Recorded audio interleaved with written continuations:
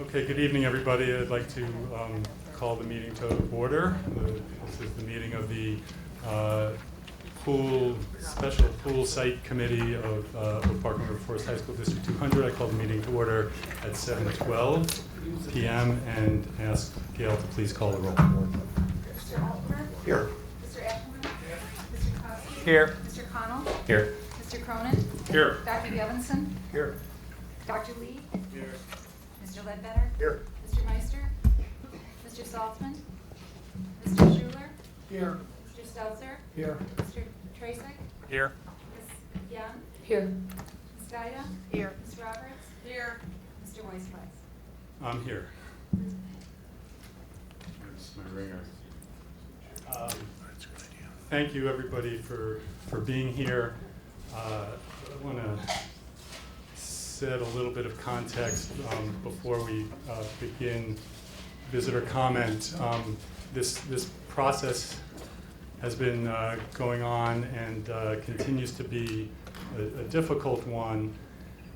And in our original plan, tonight was going to be a night that we were going to be making a decision on a recommendation to the board.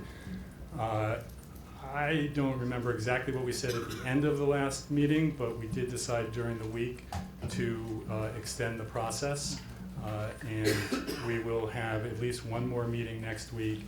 And we're also holding January 5th at the moment as a date for yet another meeting. The committee will discuss during the course of tonight how we expect to proceed. Having at the last meeting we were at 11 options. We went through a long process to narrow it, and I hope all of you who are so interested have watched the 3.5-hour tape if you weren't here last time. But we narrowed it, and we're calling it 3 options. It's really 5 of the 11 that have moved forward, and we still have quite a bit of work to do to analyze this. Our plan for tonight as a committee is to go through the pros and cons of the options that have moved forward. Before we do that, actually to get some updates on work that has been done, and some of that is very important information. So go deeper into the pros and cons, and then ask the question, what else do we need to know to make a decision, and then to move forward. So I just want to set that context because a lot of people have been sending emails in the last couple days, and for all of you who sent them and didn't have the committee's address, please be assured we have forwarded every single one to the full committee, so everybody's had the opportunity to see them. And we've got 18 or 20 people or so signed up who would like to make visitor comment. We have, during the course of our deliberations, been doing comment at the end of the meetings to give people a chance to actually listen to what we've had to say. In a conversation with some of the leaders of the Oak Park Youth Baseball Softball, because of the way the schedule worked, it said that we thought we were making a final decision tonight, no, we're not. We decided to move it up front, and was going to limit it to 20 minutes, but with the committee's permission, what I'd like to do is to go through the list of people who have signed up and allow everybody to speak, but encourage everybody to please make it as succinct as possible, 3 minutes max, but the shorter you can do, the better. Please don't repeat too many points that have already been made. It's okay to say ditto for emphasis in various ways. It's okay, right? It's fine. It is your time. You get to do. I'm just making a request. And if any of you are willing to wait until the end so that you can have your comments be in the context of having heard the committee deliberate tonight, we would prefer that. So if we call your name and you say, I'll defer to the end, we're happy to come back at the end of the meeting and do another round of visitor comment. Does that sound okay to everybody on the committee? Because otherwise we're going to cut it off at some point. And so with that, Ms. Hamilton has the list of people who have signed up, and please go ahead and call name. Oh, the other thing is when you do come up, please state your name and your address, and Todd Altenberg, our Chief Business Official, has a timer over there, so we will be running a 3-minute timer on all speakers. So, thank you. Dana Connell. So sorry, guys. Oh yeah, getting to the,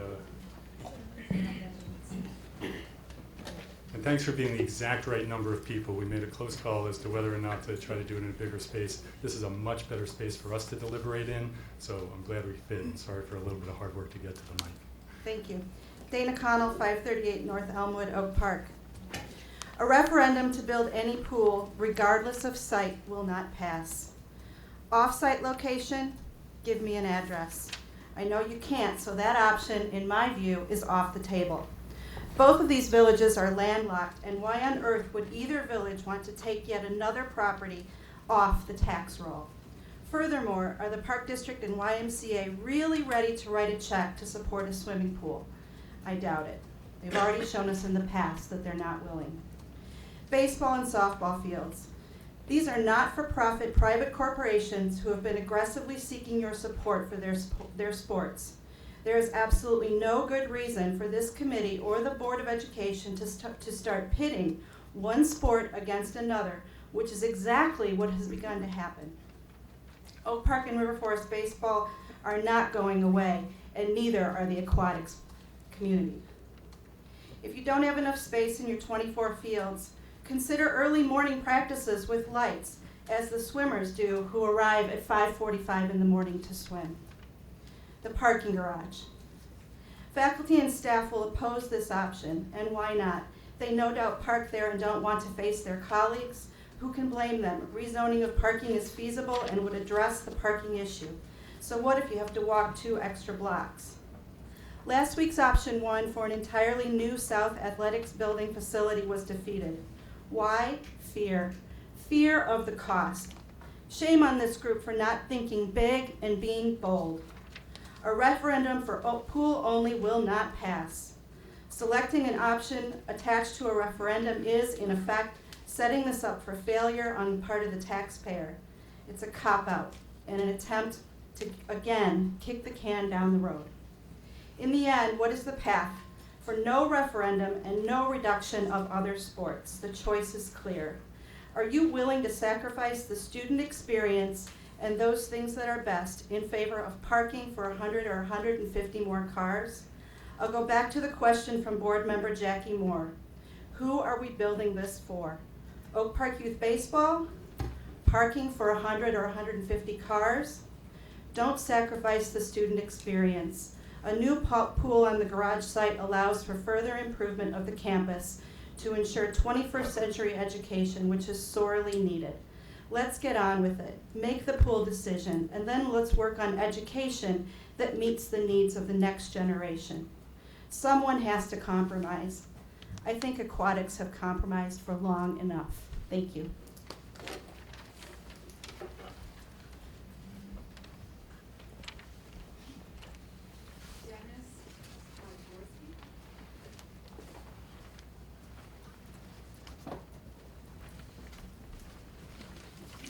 Hi, I'm Dennis Podgorski, 1136 Schneider Avenue. I'm the father of Code Podgorski, a rock star swimmer with the TOPS program and a future All-American swimmer, a Husky swimmer. I'll be reading Kiki Christmas's comments. She's unable to attend the meeting. Some in the youth baseball community want to turn this pool project into an us versus them fight. They keep shouting about a large number of kids in youth baseball. I'd like to point out the ironical. One of the reasons youth baseball is already so huge in Oak Park River Forest is because there are a lot of baseball fields around. If there is truly such a dearth of proximate baseball fields here, how do you explain the thousands of kids who say you represent in your protest against the pool? Where are these kids currently playing baseball if not on baseball fields? If there are already thousands of kids playing, why are you so inflexible you cannot even move a field if it helps an entire other sport survive here? Swimmers, on the other hand, face a genuine lack of quality facilities. The size of our youth swimming community is dramatically limited by the lack of pool space. This problem is exacerbated by our aging pools that often need to be closed because of poor air quality. Baseball requires safe, maintained fields. Swimming requires a safe, well-maintained pool. Your needs are being met right now, ours are not. It's that simple. Your organization size prove it. The fact is that those of us who know both sports, baseball and swimming, know that swimming is the sport facing the larger hurdle. We wouldn't support a new pool if it meant the end of baseball, but we are informed enough to know it does not. Thank you for your time.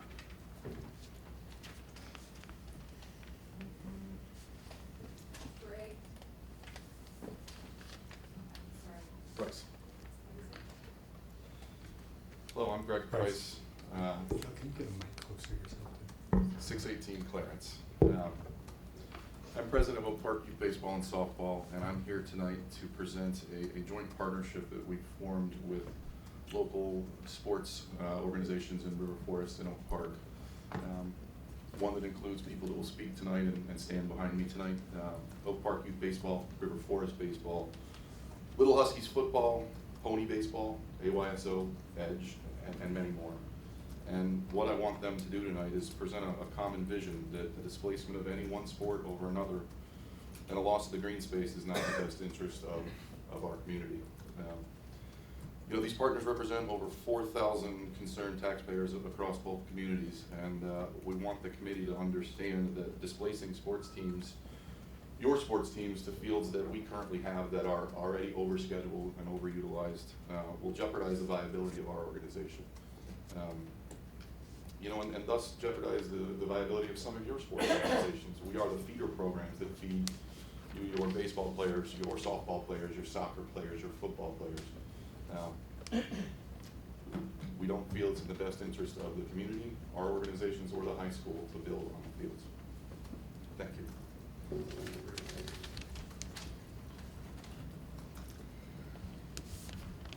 John Carmen?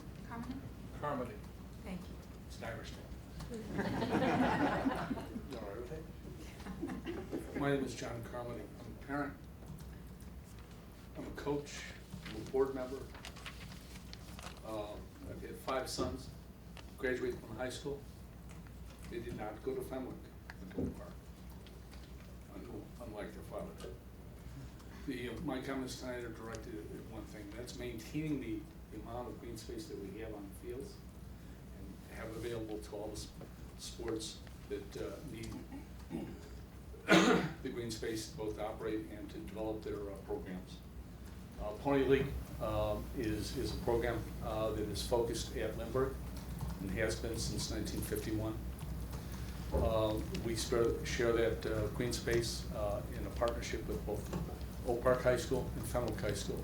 While Pony League contains in the ballpark of 200 kids per summer, we view it as a feeder program for both high schools as well as Ignatius and St. Pat's. The need for that on a baseball basis is spring and fall. I'm sorry, spring and summer.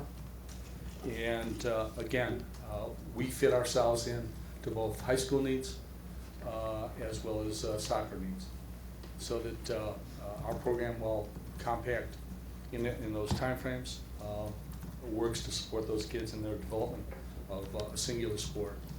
Our focus is on the green space. We want it. We want to retain it. I'm not going to try and speak to the other 2 alternatives. I can only tell you that the compromises are being made amongst all sports in regard to the outdoor playing spaces. This should, the alternative, focus on the baseball fields. It would significantly disrupt any balance in and amongst the programs. It's difficult to be specific in regard to the lack of alternatives that you have. You've been fighting through that. The only thing I can speak to is the strength and the need of the green space and green space programs. Thank you for your time. Thank you.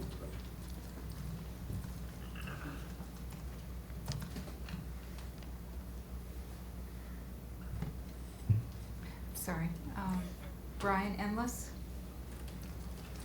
Is there any way that we could switch? Gary Nyslewski was right after me, and we intended to sign up in the other order if we could. That's fine. Thank you.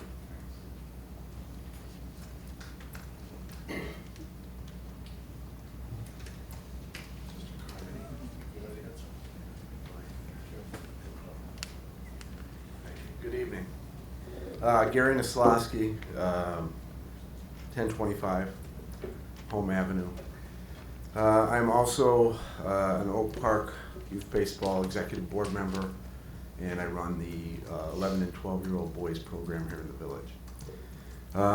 One thing I just want to start out by saying is this isn't us versus them. It's not pool versus baseball. I think as an organization, we're perfectly amenable to a pool. The issue that we are running into and have been for some time is we can't afford to lose any green space in the village, and whether it's baseball fields or soccer fields. Nobody's building parks anymore, okay? Once we lose a park, it's gone. The green space is there. Once we take it up with a building, whether it's a pool, a parking garage, once it's gone, we're never gonna see it again, okay? Currently, we do use the OPRF fields. Our girls use them for softball. If we were to take those fields away, I know there's been discussion, be a nice transition to move over to Ridgeland Commons, be a nice transition to move programs over to Lindbergh. The problem there is Ridgeland Commons is the only 2 fields in the entire village that will accommodate my program. We don't have the fields of that size that will accommodate Bronco baseball. Same with Pony. If we move people onto Lindbergh, we're going to have to move Pony off. And if we're forced to move these programs to another field out of Oak Park, or eliminate them altogether, I think we would greatly affect, as Greg said, we are the main feeder group for Coach Ledbetter's program. We are the main feeder group for the softball program. The quantity and quality of kids coming up is certainly going to suffer because without a place to play, without a place to practice, there's no way to develop the kids. And we have prided ourselves on providing quality candidates for the high school programs. As it is, I know you said there's baseball fields all over the place. We can't run proper seasons, factoring in practice times, factoring in all the kids that we need to get in, all the leagues that we need to run. There just isn't enough space right now to run a legitimate season in the village for these leagues, as it is. And that's without eliminating any more fields. Currently, we go out of the village, we use, along with the OPRF fields, we use St. Mary the Cell in Berwyn. We use Concordia, we use Fenwick fields to alleviate some of the pressure. If we lose any more of this space, it's going to force us and other programs out of the village, possibly endanger entire seasons or entire leagues. Gary, Okay. could you wrap up, please? Yep, and in closing, I just want to say again, we can't afford to lose green space. Once a park or a field is gone, it's not coming back. I thank you. Thank you.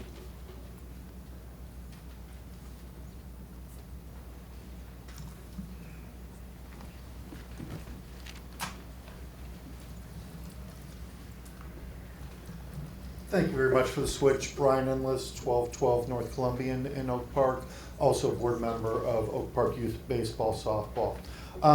I'd like to talk about some things that our board has talked through and the positive options that we support on pool sites. Once again, we are not in any way, shape, or form opposed to a rehab pool and to improvements to the pool.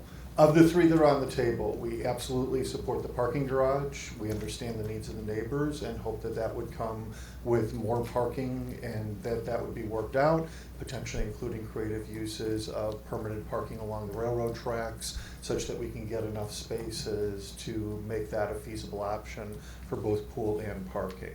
We'd also be interested in off-site options. As mentioned, we'd certainly like to see what those options are, but rehabbing the current pool and off-site options that don't involve taking out green space somewhere are also certainly something that we could support. Finally, I know that you've been receiving a lot of emails, and I think the emails, from what I've heard and seen, have had different tones. To be clear, when we've talked to our members and when our members are emailed, we're very much opposed to any plan that takes out one of the baseball, softball fields or both entirely. We are not necessarily opposed and could very easily be in favor of a plan that moves those fields to the north. And we understand from some conversations over the past week, that's one of the potential options that's on the table, putting the pool in where the baseball field currently is, shifting the baseball fields north, shifting the softball fields north, and then we'd certainly want the tennis group involved because it sounds like that would mean relocating the tennis courts, and that's another important position that has to be covered, of course, if that is done. What we would want, if that was the case, was advanced knowledge and involvement in the planning process. We know the last time that drawings were made, the drawings weren't correct, and we just want to be able to check things and work through that to make sure that that really worked. We'd certainly hope if that process happened, that that would be something that could happen in one full year, so no one, whether it is baseball, soccer, softball, youth football, any of the groups being displaced, so that no one would lose more than one season if that happened. We'd also, and this was a key thing when talking to our colleagues at AYSO from their perspective, we'd very much like the committee to look at specifics as opposed to general answers to where things would move. As we talked about already, if baseball moves, they pretty much have to move to Lindbergh. That will mean that Pony and soccer are displaced off of Lindbergh. That will mean other practice fields for the freshman and sophomore teams. If softball moves, it has to move somewhere. Ridgeland Common might be a natural choice, but it is really the only field our older boys can play at in the village. So what would the other options be? There is absolutely going to be displacement. Finish. A few more seconds, thank you. Absolutely going to be displacement of other groups, and we'd very much like to be involved in the planning for that so that everyone can be aware, with all the other groups, not just OPYBS, of all the groups that will be displaced and of all the space that's going to be needed so we can work together to make it a plan that works for everyone. Thank you. Thank you. Gordon Macri? Gordon Makeley, 1103 Holly Court. I'm the current president of OPRF Pony Baseball. 3 kids went through OPRF. My oldest is actually taught here. Gary and Brian just stole all of my thunder, so I'll fall on the grenade and say, what they said, ditto. We are the only 60, 90-foot baseball fields in Oak Park, so we are the obvious target for displacement of the varsity field. That would pretty much kill our season. Thank you. I appreciate you modeling the not repeating points. Thank you very much. Peter Ryan?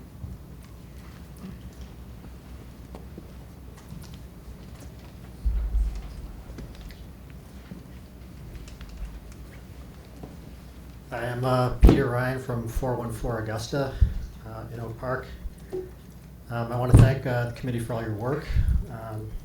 You guys are more entertaining than Monday Night Football or any of the other options that we all might be watching tonight. I want to echo a lot of Dana's comments, or not really repeat them, but I do want to echo them. And I hope we remember that your purpose is really to recommend a real site for a new pool. And I think from some of the comments so far tonight, it's pretty evident that this idea that there is an off-site location, sort of like at this point perpetrating a ruse.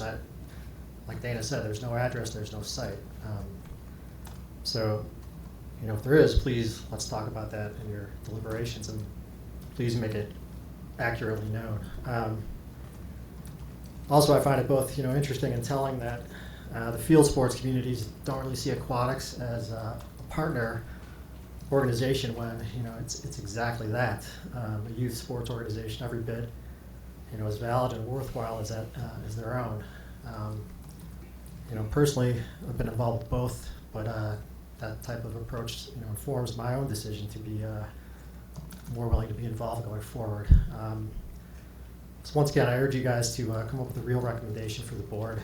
I don't want to take green space, I don't want to take fields from anybody, but as Dana mentioned again, aquatics is absolutely deserving of better facilities than exist now. I can only imagine the sound and the fury if softball, baseball, football, we're dealing with the antiquated facilities that the aquatics community's been dealing with for a few decades now. So thanks for your time, and look forward to listening tonight. Thanks. Thank you.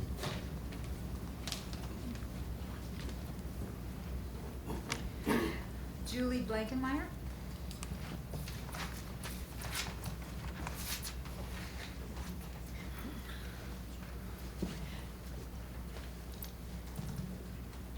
My name is Julie Blankmeyer. I live at 240 South Euclid Avenue in Oak Park. I'm here to beg on behalf of future Oak Park River Forest students for a new pool. I do have a daughter who swims, but she'll be leaving in 2 years, so this will not impact her. But rather, I'm speaking from a desire that other students will be able to pursue the incredible opportunities of swimming, but hopefully with a much more healthy environment than our pools are now providing. I am also well aware, as a mother of a runner and a former baseball player, that the needs of a pool facility cannot take away from other athletic opportunities at our school. I don't think anyone in this room wants that, but from the options on the table, building a new pool that actually provides appropriate ventilation, enough lanes for a competitive team, and diving boards does not require that we lose other sports. We must look at win-win options for all of our athletes. Although I don't have the numbers, I would guess that the pool is one of the most highly utilized athletic facilities at our school. The amount of students participating in pool-related activities is a large and diverse group of boys and girls, many of them whom do not participate in other OPRF-based athletics. At every level, for my 4 children, I know that every semester there are children that learn how to swim in our PE classes.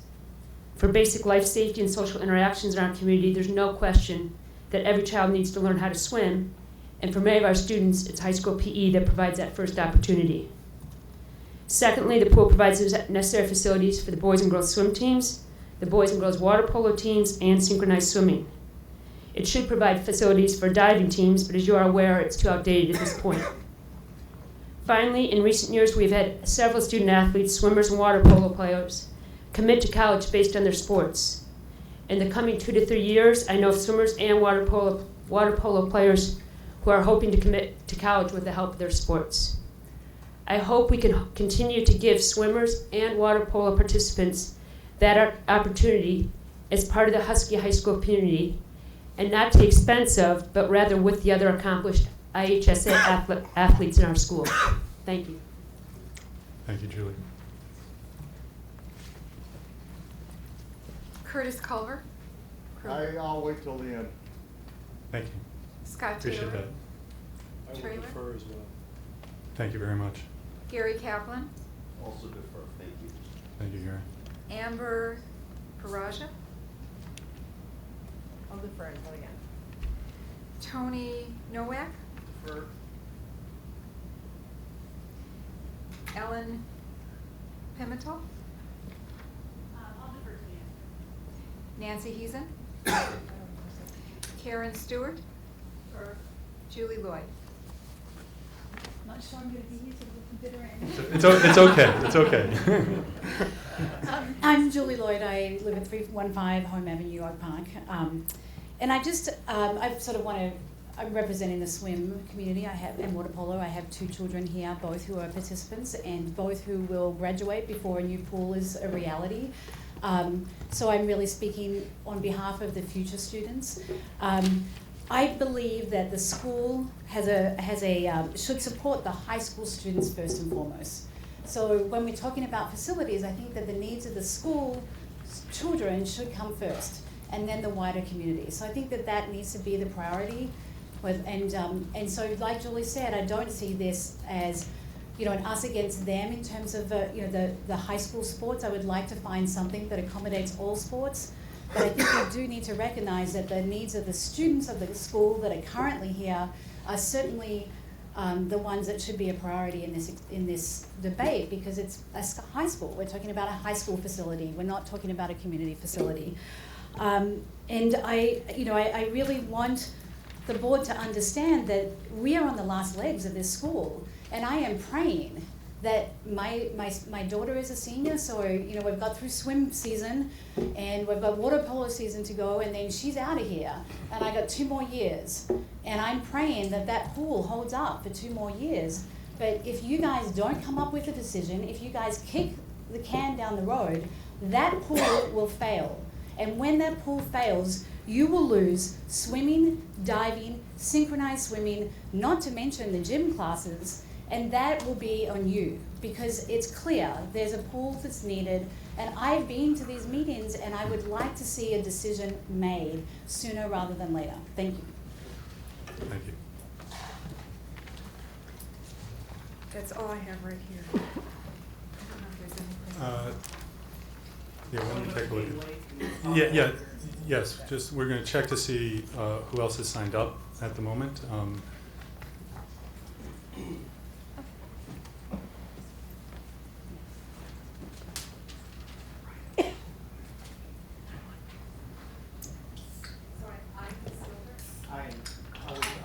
And thank you, Ian.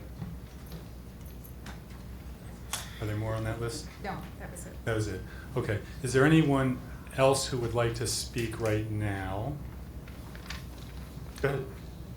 Come on up to the mic. I apologize, I signed in on the wrong sheet. Oh, that's okay. That's okay. Jeff Arnold, 547 Forest. And I'm just going to speak. First of all, I'm president of Boys T-Ball here in Oak Park. So I obviously have the baseball bias. But to just address a couple of the comments that have been made, I personally haven't seen anybody from baseball come up here and say we shouldn't have a pool at the expense of baseball. I don't think that's the point, and it certainly isn't the point that I want to make. We've had some fallacy of comparison, I think, saying that baseball is succeeding because there are more 5 to 14-year-old kids playing baseball than there are 14 to 17-year-olds swimming. That doesn't measure success. It's demographics. Go to any community in the country, there's going to be more 5 to 14-year-olds than there are 14 to 17-year-olds. Sorry. And then then going off and saying that the idea of we should think about the high schoolers first. I agree. My kids I still have young. They're 6, 9, 11. They will be coming here. When they're here, I'm going to be all for what's going on. Unfortunately, if we go and take green space, we are not thinking of just the high schoolers. We will be affecting the community. Going out and grabbing the fields. If you were to say, hey, we'll cut the baseball program here, don't go use Park District fields, then you could say, well, only think about about the high school. But once we go out and take the baseball fields from the younger youth kids, we are impacting the community. Finally, one of the other comments was coming in and doing it earlier. I did mention I'm the president of Boys T-Ball. I have 5 and 6-year-olds. Unfortunately, asking any parent to bring a 5 and 6-year-old out to play baseball at 5:45 in the morning might get me shot. I mean, it's not really a practical solution to ask parents to come out there. And the neighbors probably wouldn't be too happy to hear the clang at 5:45 in the morning of all the neighborhood baseball fields. I just would like the committee to look. Like I said, I have 3 boys. They play edge soccer, they play AYSO, they play baseball. We travel to go practice at the Cell in Berwyn. We travel to go play practice baseball at Thatcher Woods. We have to go to Berwyn to practice our edge soccer. All of these are Oak Park community sports that my kids are into. And I'm running from one end to another, never stopping in Oak Park to practice, to do anything. Why? Because we don't have the fields right now. We only have them to play games. How are we ever going to teach our kids in these other sports to succeed and do well if we don't even have the space right now for them to practice? We can't expect it to get any better if we actually take fields away from them. Thank you very much. One more time, anybody else who would like to speak now? Thank you. We will have an opportunity at the end also, and hopefully that won't be too many hours from now. Thank you. So shifting gears now to the committee. One comment is just looking at the agenda, I just want to note that we are not approving minutes tonight. This process is moving very fast at a time when there's a lot of other stuff going on at the school, so we don't have minutes for us to review or comment on, or for the public to review. But I just want to reiterate that we are videotaping these meetings, and the videotapes are getting up within the week. Just doing a great job on them. Thank you. And they're really, I actually go back to check them to see some things that have happened. So I really encourage you, if you want to follow the process closely, to watch the tapes. I already mentioned the additional meeting dates and meeting goals, but Todd, why don't you just click on that for a moment and go down to the goals and make them a little bit larger. I really do think that after the last meeting, what we decided is that the committee needed to pause and catch its breath a little bit and then dig back in. So we're going to update the committee tonight on new information. We're going to discuss the pros and cons. And so this memo is up, and I put it in, and I added specifically discussing the process and timing for answering some of the unresolved questions. Many people who spoke talked about the question of where would offsite be, where would parking go, the question of how we determine that, and whether how much information we can get, or at what point you make a decision with more limited information, is something I really want us as a committee to grapple with tonight and get more clear on that. So that's just a subset of what else the committee needs to know to make a decision. So that's what we're going to focus on tonight. We also did a little timeline, which I think I'll try to walk through quickly, just because I think it gives a little context to the overall conversation.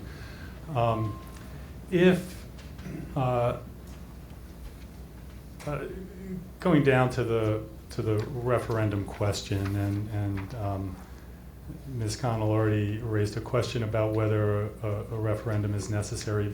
So one of the questions is whether it is necessary. But if it is, if the committee recommends and/or the board decides that a referendum is the appropriate way to move forward, that drives a time frame, because to be on the April ballot, the board would need to adopt a resolution somewhere between the 13th and 20th of January. And the referendum would be in April. So that brings me back up to the top, which is we said we're going to meet on the 5th, on the 15th. Did I do that right? Yeah. On the 15th, update the board at the regular board meeting on the 18th. And then if the committee decides we need another meeting, we'll meet on January 5th. And the board tentatively is looking at January 13th for a special board meeting to consider it if that's where it goes. More importantly not more importantly, equally important in all this is what it would take to get each option to fruition, to make it work.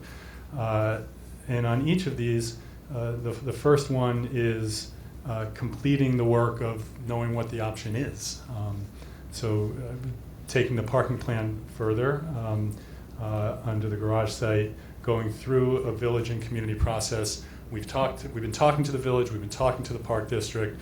We could go into details as we get to each site, as the committee would like us to fill them in on various pieces of those conversations.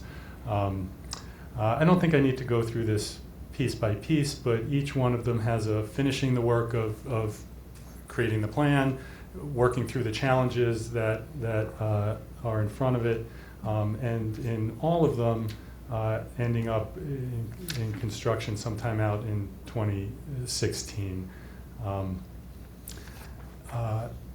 The last thing I just want to point out about that is, if we go up now to the long-term facility plan part at the bottom, we've been talking a lot about if we build on either the parking garage site or on the baseball field site, that we would then have the opportunity to take the spaces where the pools, I'm trying to call it an opportunity, where the pools currently are, we've been using the word repurpose them to essentially turn them into usable space, and that space could be used for phys ed reasons, athletic reasons, and or academic reasons by moving some functions from the main facility over, so it could also serve strategic plan needs and enrollment growth needs, all very important stuff.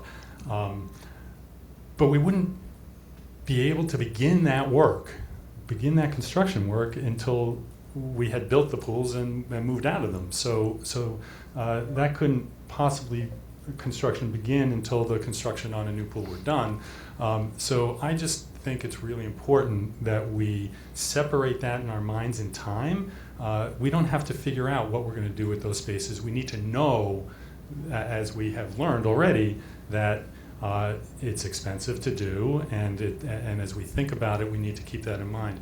But I really encourage us to think about making this decision about the pool and then putting in place a process to think about what we'll actually do with those spaces, how we'll repurpose them, and not try to bite off too much at one time. So that's why I just wanted to walk through the timeline to show that. Anybody have any thoughts on the timeline before we dive into the process? Jeff, Yes, Kathy. I just want to hold on to some hope that perhaps after discussing pros and cons of each option, depending on the feel of the conversation, maybe we can eliminate some or prioritize some, or we don't have to own up to that, but I want you to know that I'm hoping we might be able to sneak in a 2A. I think that's a great hope. It would be nice to at least prioritize the 5. Absolutely. Because that's a lot of information. Absolutely.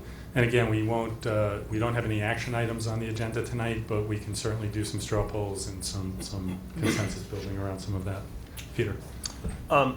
Jeff, are the construction estimates from Leggett in terms of? They were very rough. We showed them to Leggett. They said at this very early stage, but without designs, without a real process. These are not. Okay. No.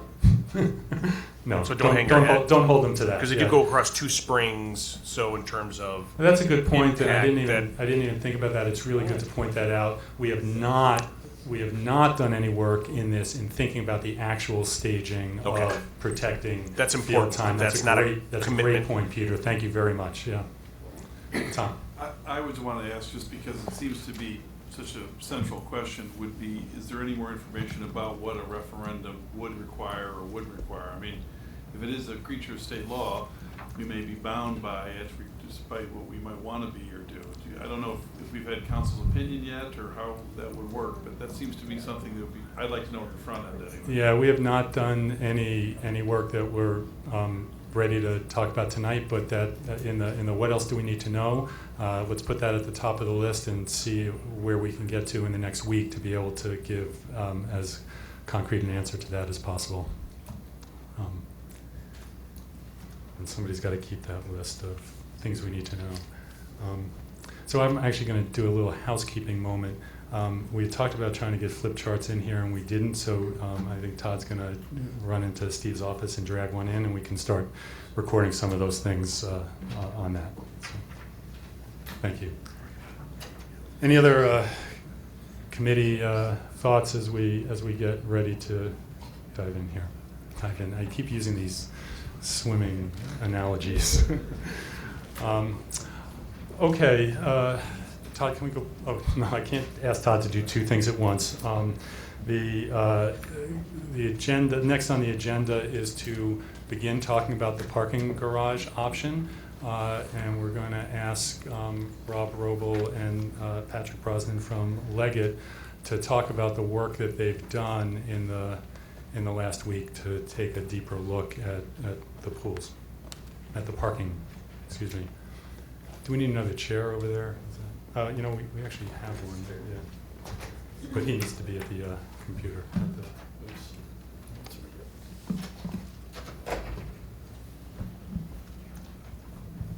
Thank you.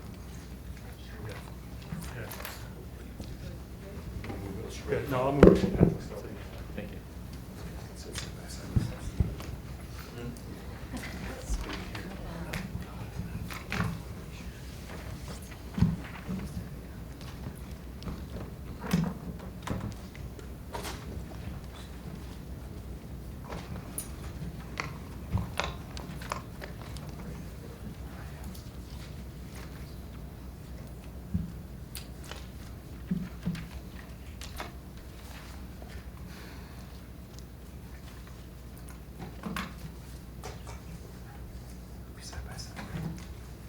So just a couple of comments to get us started while Rob sets up. We've been our team's been hard at work over last week looking at the different options and putting together some additional documents, layouts to try and get a little bit more information to Henry Brothers, who's preparing the cost estimates for each of the options as we go forward. We believe it's important to use the time we have to be able to further define the information, the details. So we're going to take you through each of the options. It's the 5 options that are on the table, and show you the layouts. We're going to start with kind of overall, and we'll zoom into different sections of it, make sure everybody has a chance to see what we're talking about. When we get into the parking options, they're rather detailed and complex, so we brought along a couple different diagrams to be able to show that information. And again, we'll take our time going through that one because it is a little bit more difficult to absorb quickly. So Rob, why don't you want to start us out with the parking garage site option? Okay, this drawing is a format that you've seen in the past, and a lot of the drawings that I'll show tonight are in the same format, but just to get everyone in the audience oriented, the black space represents the high school. Lake Street is located here to the left of the drawing. The parking deck in option 2 is located here, the orange rectangle, and Lake Street Fields across the street, the stadium near the top left of the drawing, and then the west field, so just to get you oriented. So in this option, we are talking about construction on the parking deck. And what we've been doing in the past week is studying what the construction of the parking deck and how it might operate in greater detail. So we have these drawings that show roughly a floor plan of those options and a section, but they're a little hard to understand. So we have the next drawing I get to, we'll explain it in a little easier. But what I want everyone to remember is when we were challenged to look at a parking deck of 100 spaces. What we are designing to is a rectangle. So we're looking at the footprint of the existing parking deck, and what we did is overlaid a structure that we might see necessary to support the new pool, and we tried to put in as much parking as we could fit given that structure. So in this option, in option 2B, we've exceeded the 100 and we're in the 120 to 130 range, depending on the final configuration.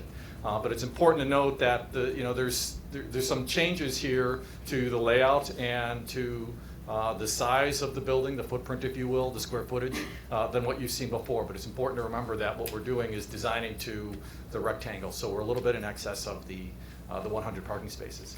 And just quickly, just to orient you, so this is what a section through the building might look like, and we've seen these before in some of the other options, but the volume of the pool is in the middle. The shaded area represents the volume of water going from the shallow end, maintaining at least a 6-foot depth all the way to the diving end, and for planning purposes, we're assuming about 14 feet deep for the diving well. What we're trying to do is maximize the efficiency of the volume of this space. So when we look at the parking deck, we're looking at sloping the parking areas, not unlike the current parking deck is, to the bottom of the pool so that we are maximizing that volume. Just for anybody who wasn't here at the last meeting, this option includes complete removal of the existing parking structure that's there, building on that same site. But because of the weight of the new building, weight of the water, we're not able to reuse the existing parking deck or structure that's there today. It really starts with removal of the deck and also taking out about 13 or 14 feet of existing soil, shoring that perimeter, and then digging down. So it is a significant effort to maximize that existing land. So these are 2 diagrams that show in greater detail are the planning that we've done of the evaluation of both options. So if I zoom into 2B, so this was the option where we tried to get to 100 spaces and we came up with between 120 and 130. So what we're looking at is the deck, the pool deck, being 1 story above ground, and it ends up about 19 feet above ground actually to fit the parking deck underneath it. So you would enter off Scoville, not unlike you do today. And currently when you pull into the deck, you drive up. In this case, we're driving down, and your current parking deck is split, so you go up on the right and on the side is flat or is level. In this option, we're saying the whole parking deck, all of the parking slopes down, and as I showed in that last section, you slope down, it matches the bottom of the pool volume, that slope, and then it ends at a lower level that's flat at the far end of the garage near the mall. The other benefit of this scheme, and where we picked up some of the additional parking, is if you imagine the parking deck is sloping down to this lower level, we pick up some space in between where that lower level is and where the pool deck is located.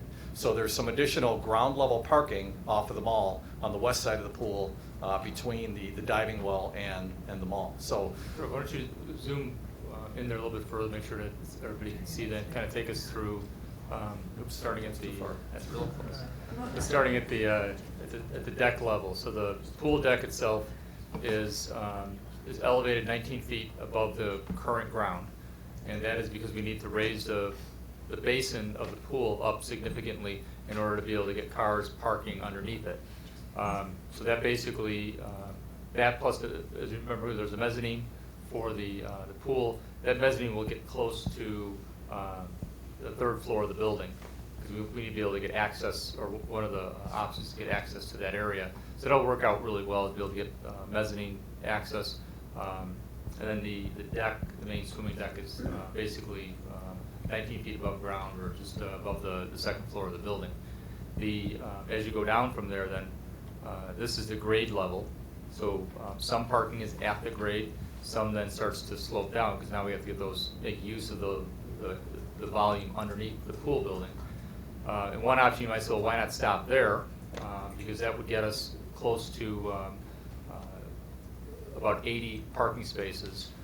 So to get to 100 spaces, the next step is you need to build out that platform that's the lowest level.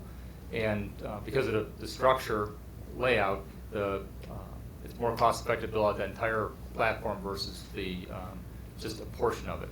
So then we end up with about 120 parking spaces. So it's the structure will dictate the number of parking spaces that versus trying to say we're going to target an exact number. That said, these layouts are very conceptual. You saw the earlier diagram kind of was a hard working drawing. This is kind of a sketch that shows the concept without it being, makes it a little bit more easier to understand when someone is looking at this for the first time. So that's where I want to pause here for a second before we go to the next option. So this is targeting 120 120 parking spaces on the site. The next one's going to attempt to get a greater number of parking spaces. Are you talking a 25-yard pool or a 50-meter pool in this? In this option, we're talking about a long course pool with the same deck, so 10-foot deck all the way around, 20-foot deck on a dive side, and a long course pool with the 6-foot bulkhead. So it really ends up being about a 52-meter pool. And it would have regulation water polo. Correct. Yes? In the access to the pool. Excuse me. This is actually not a time for the public to be talking to the presenters. Thank you very much. Let's move on to the next one unless the committee member has a question or clarification. All right, let's go to 2C. Okay, as we look at option 2C, again, we start with the pool deck and the volume of the pool being elevated. But as we try to accommodate more parking below the pool, we have to move towards a more traditional parking deck layout. So the main level of the parking deck is very similar to what you have today. So again, as you pull into the parking deck off of Scoville, you go up the ramp. In this option, we're saying you would pull in Scoville and you would go straight, and there would be additional parking. So the volume of the pool is right here. And you would go one-way traffic around the volume of the pool to some additional parking on the west side of the parking deck. And there would be a secondary means of accessing the parking deck from the alley and from the mall on the west side. If you pull in off of Scoville and were to turn left, you would find a ramp that would take you to going down to additional parking on a lower level. So as I go to that next level, and the drawing catches up, we see again the flat plate. So you get down. So as you go down this ramp, then you pick up here at this point, and then go around on a flat plate, and then there would be an additional ramp here to pick up additional parking. So in this scheme, there's 210 to 220 parking spaces. So this option is very similar to the other one. The deepest this one goes is it goes about 10 feet below the other one at its lowest point. So we're digging down about 23 feet at the lowest area. So again, you're digging and shoring as you go to make sure to protect the adjacent building and adjacent Lake Street and the other investment that's around the building, and then coming back up, building foundations, and then building the structure for the pool and to support the building above that. So this option, as far as the area of construction that you're building about 146,000 square feet if you include the parking area plus the building itself, and the other option is about close to about 111,000 square feet, because now we're not just building a pool, we're building a parking structure and the foundations to support that, and there's lighting systems and all the other building systems that need to go along with it. So this gives the committee, I think, a little better understanding of what it means to put parking below the pool building itself. So again, questions from the committee members? Are we going too fast as well? Two questions. One is, do you have an estimate of what the additional cost is for the extra 100 spots? And then, is there any reason that the access through the alley into the mall is going to be a problem? I guess I don't know if that's for you or somebody else. These drawings really at this point are pretty much hot off the press over the last from our last meeting a week ago, and so we don't have detailed numbers on these yet. That's something we can work further with Henry Brothers as to fine tune what that cost differential will be.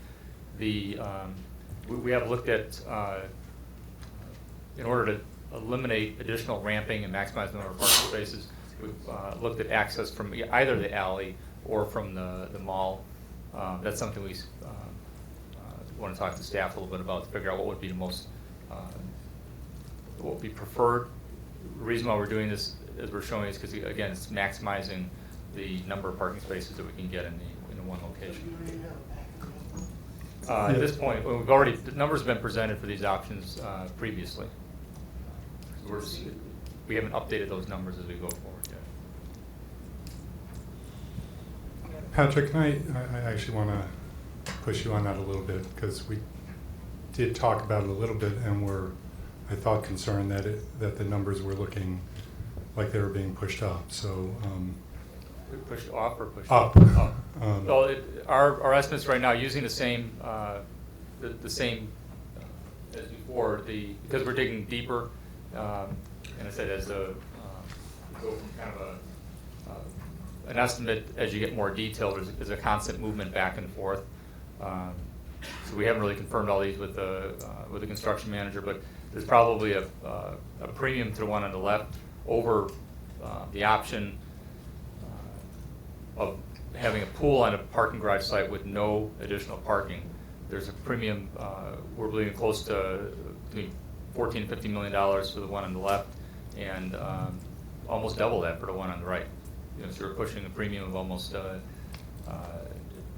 to $30 million for the additional the 210 to 220 parking spaces. So it's again, these are first, as you said, kind of a back of the envelope, first blush, looking at the total construction of the building. And that's why I want to reinforce the systems. You talk about a camera system, you talk about lighting systems, fire alarm systems, stairs, elevators, all that has to be encompassed into the lower levels of the building. So it's not just, a lot of people, it's not just putting a basement under a building, it's occupied space, because we want to make sure people are safe and that's well lit and secure. Yes. Can you get additional parking spaces by taking out the alley and putting the structure up against the building as it is now? So it's an annex as opposed to keeping the alley there? I mean, can you get more spaces using parking garage option 1 or 2B plus the spaces you could get off the alley? We've studied an option that was similar to that in the first round of feasibility studies. There's a lot of utilities that are running underneath that alleyway that would impact not only the occupancy of the building during construction, but also the long-term cost, and then relocating those utilities. So right now our recommendation is to maintain as much of the alley as we can, as well as that provides additional emergency access to the building. The connection of the pool to the building can still be done at the higher elevation. So that and there's a budget in $1.2 million is what we're carrying for that connecting link back to the physical education side of the building. So from a student perspective, the pool is connected to the building. There's not a good pickup as far as the number of parking spaces we get there. The other issue is that the closer we are to the existing building, the more we have a tendency to undermine the existing building the further you dig down. So it increases the construction cost. Okay, and just for clarification, so the difference between 2B and 2C is about 15 million. So it's 15 million for parking with the pool, and then for 120 spaces, and then 30 million for 210 spaces. Same footprint, just going deeper. Sure, okay. I'm sorry, so that I just want to make sure you're right about that, Mary. That's, you said 15 million for 130 spaces, 120 spaces? And then 30 No. million for twice that money, like 210. Yeah, right, but, so that's basically building cost plus acquisition cost plus 15 million, which is, I think, choking on my nuts. Almonds.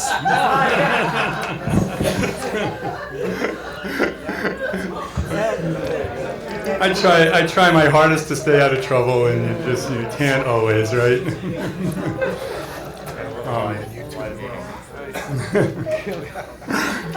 Meeting adjourned.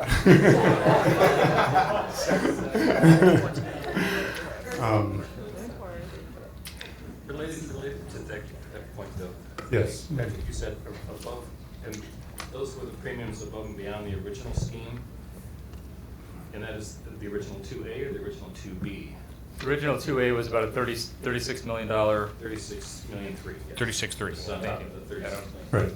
Okay. So this is again, the question was what, if you pushed me to give you an answer today, what the differential would be based on the numbers we've gotten so far from Henry Brothers. That's the range that we would put that in. They haven't seen this level of detail, so you know that it's a constant iteration back and forth. So we want them to review these diagrams and fine tune those numbers as we go forward. And I want to just emphasize, I'll give you in a second, Steve.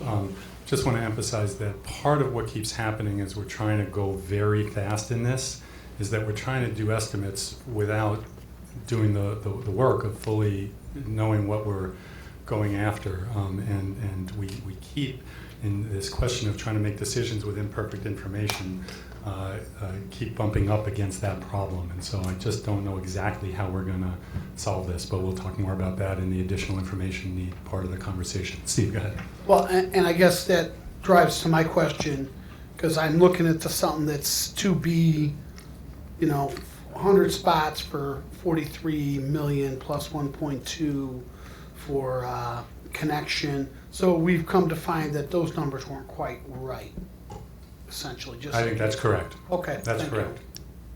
What I say, not quite right. The estimator is working with the information that he had at the time, and then we're developing more information, and then he fine tunes. So it's at the time. I get that. At the time, Superseded as opposed to. We're trying to go fast. Yeah. We're giving back the envelope. We get more information. We get a tighter number. Right. I'm not faulting the process. I'm just trying to understand. Yeah, thank you, Steve. Yeah, that number has been superseded by these numbers. Tom, did you want to say something? I'm sorry. Okay. Jeff, I have a quick question. Yes, thank you. Do any of these buildings have the locker rooms in the new building, or is the intent the kids will use the locker rooms in the existing building and then travel across? There would be locker rooms to accommodate students that are using the pool. So In the not new the full building. athletic PE locker rooms, but enough to accommodate students that are using the pool for a PE class. Do we need those if there's a bridge? It depends, I think, the travel distance and the I proximity don't know the of answer, existing. yes, no. we Well, need- yes, if you want public use. Okay. Yeah, Kathy, we would need locker rooms in the new pool, for sure.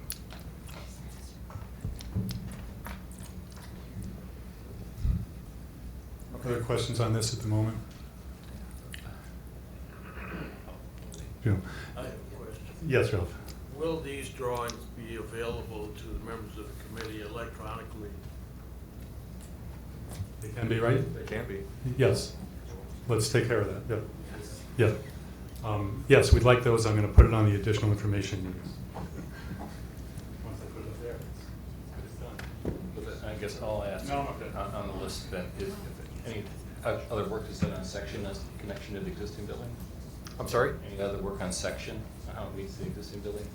Like where the 19 feet falls in the existing building and path of travel to, for the students or spectators that are using the other entrances?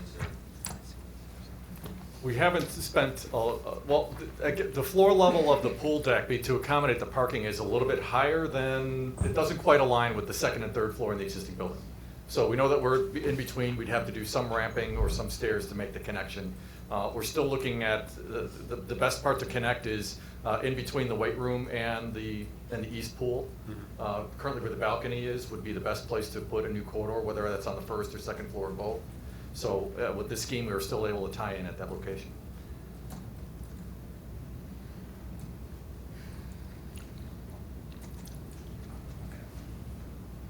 Other questions? Do we need to discuss off-site, the location of the other additional off-site spaces at this point in time? Or are we just going to conclude with the parking garage discussion? No, our next option is to talk about the 3A, 3B, and 3C. Yeah, I think they're going to show us a little bit of information. I was actually just going to ask the committee, Rob and Patrick have, right, you don't have anything about the offsite because there's nothing to talk about, but the baseball sites. I think we should go through. No, I was. The question is, should we, Paul, my question for you is, should we go through all three first and then come back to do pros and cons? My issue had nothing to do with the off-site location. It had to do with the parking spaces. That would be where the additional parking spaces would be located in the community. Okay. Oh, I'm sorry, a parking plan for. Right, the parking plan, yeah. kind of a schematic parking plan strategy, so we have that to look at, not just shaded areas or what, but something with a little bit more detail, so we could see how the additional vehicles will be distributed. We did not do any additional work on that in preparation for today, so we'll put it up there now. Yeah, that needs to be on the list. Yeah, yeah. So, right, which just ties into my question. Should we pause now and talk through all the parking issues and pros and cons, or should we look at you guys don't have a lot more to show us on the baseball field site, right? Just a diagram of each option that few. shows the play fields. Yeah, so let's just look at a few big diagrams, have in our head what they've done, and then we'll come back to the parking garage and talk through questions like that, but I'll write it down well. Steve, yeah. I just wanted, and I know these numbers are very rough, but I just did the addition. I just want to run the numbers by you. So what 2B last week read 43 million, not counting the repurposing costs. But the estimate you're giving us now, my addition says 51,300,000. And then if we did the extra to 100 spaces over and above that, it would be 66,300,000, roughly 65. Is that about right? That's the ballpark of what we're hearing, right? That sounds, I haven't done the totals. I was just looking at the differential, what would the premium be for the additional parking spaces. But again, that's a number that we'll be looking to Henry Brothers to update as we go forward. And right now we're looking at everything as on a square foot basis, and that's how we're calculating it. And so we feel comfortable that based on the square foot numbers that we're carrying today, that would be the premium for the parking.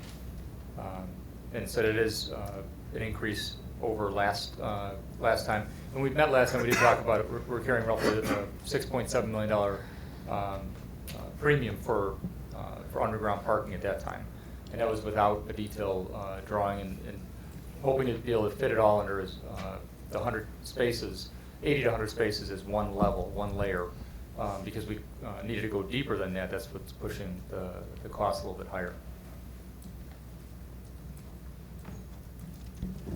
One other question, and I don't want to complicate things, but so if we do the garage, we acquire that from the village, would we still, the school, be acquiring the Scoville Spur?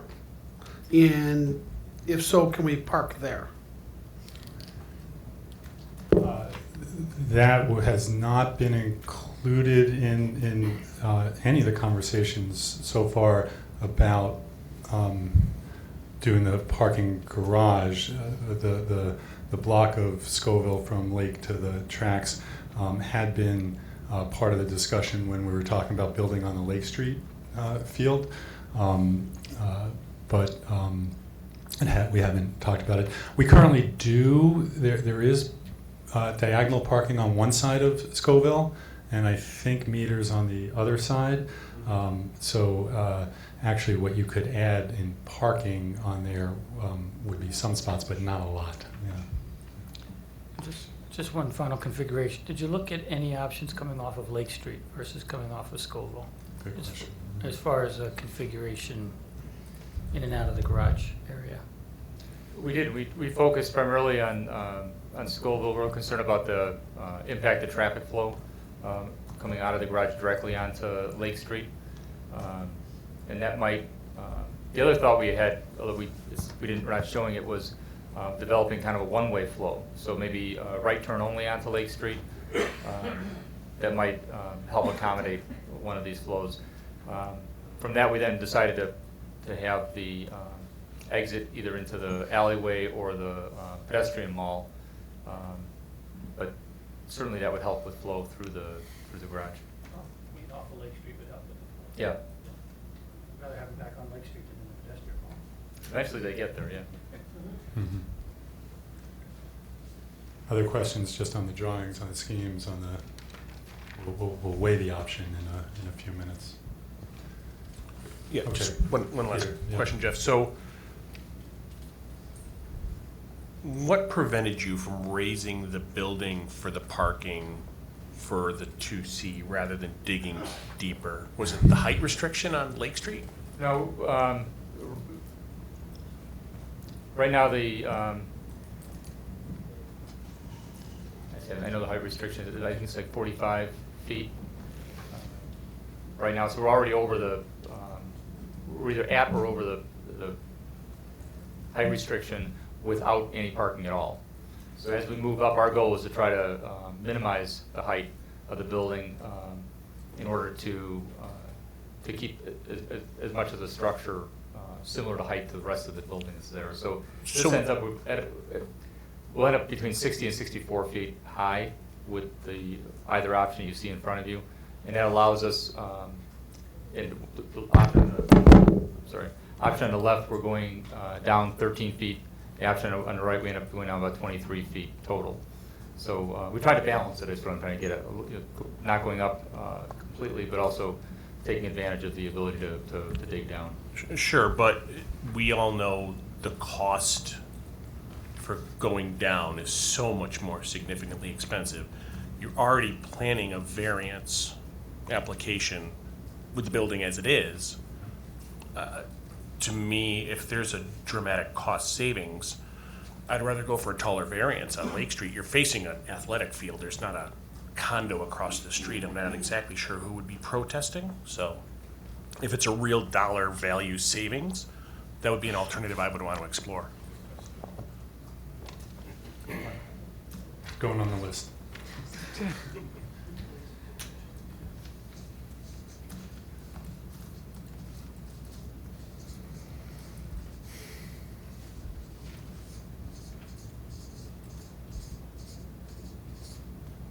I always say I'm a facilitator at heart, so having a flip chart behind me makes me much more comfortable. Any other questions about the parking? So we talked about, Rob's going to take us through just looking at what it would look like for the three options to put on the baseball field. Understanding there are a lot of people in the room who are concerned about this scheme at all, but we're just not want to make sure everybody had in their head what we're talking about, because there is sometimes confusion about what we're even suggesting. So again, here's the same site plan that I explained earlier. The orange rectangle representing the proposed natatorium is now moved to the varsity baseball field location next to the stadium. And if I can zoom in on this option, in this option, let me just make sure that I got my facts straight here. We would be moving varsity baseball off-site.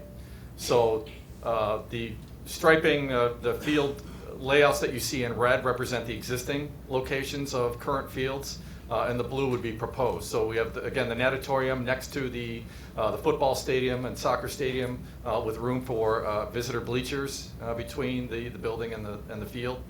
The existing girls softball field, it stays in its current location, as do the tennis courts. There's a couple locations for possibly for the second girls softball field, but in this case we showed it in this position next to the proposed natatorium. And then the fields in the middle represent a football field as well as the size of a competition soccer field that just fits in between the infields of the two softball fields. And that would be dirt infields or turf? Yeah, I thought these had been envisioned to be turf. To be, well, the numbers that we've been presenting in the cost would be redeveloping all the fields as turf, natural or artificial turf. But whether the dirt infields or the infields for softball are dirt or turf would be determined. Needs to be determined. Okay.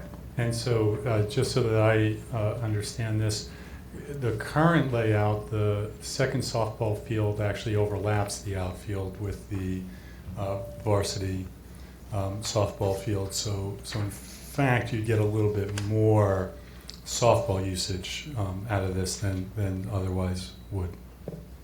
Is that right? That's correct, Jeff. That's the first gain I've seen in a lot of these conversations.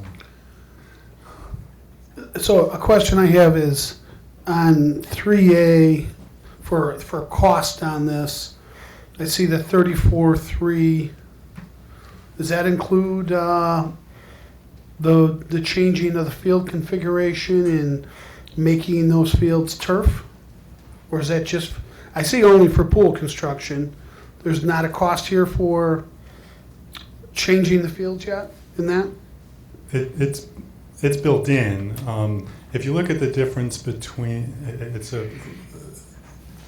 goes back to the work that we did originally. I guess I can get Rob and Patrick answer this, but yeah, why don't you go ahead on that? We're carrying a premium for the site work in each of these options. And the place to see the differential would be if you look at the off-site. Correct. It's the $32.2 million versus the $34.3 million. So that's the differential for the field development. Again, rounded to near $100,000. In each of the 3A, B, C, obviously there's different amenities. They're going to have different accessories, but we're basically using that as a common price point for each one of those options. The building itself in each of these three options will remain in the same location. The connecting link would stay in the same location in each of these three options. What changes then is the field configuration.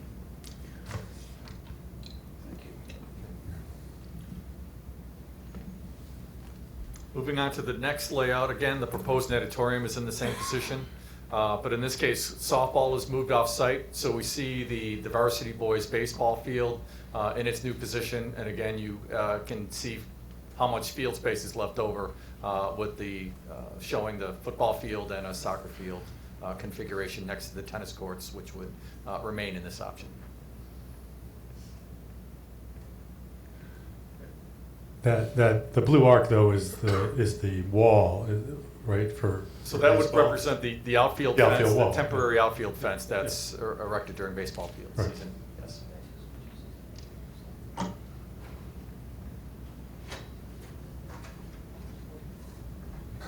Okay. Any questions?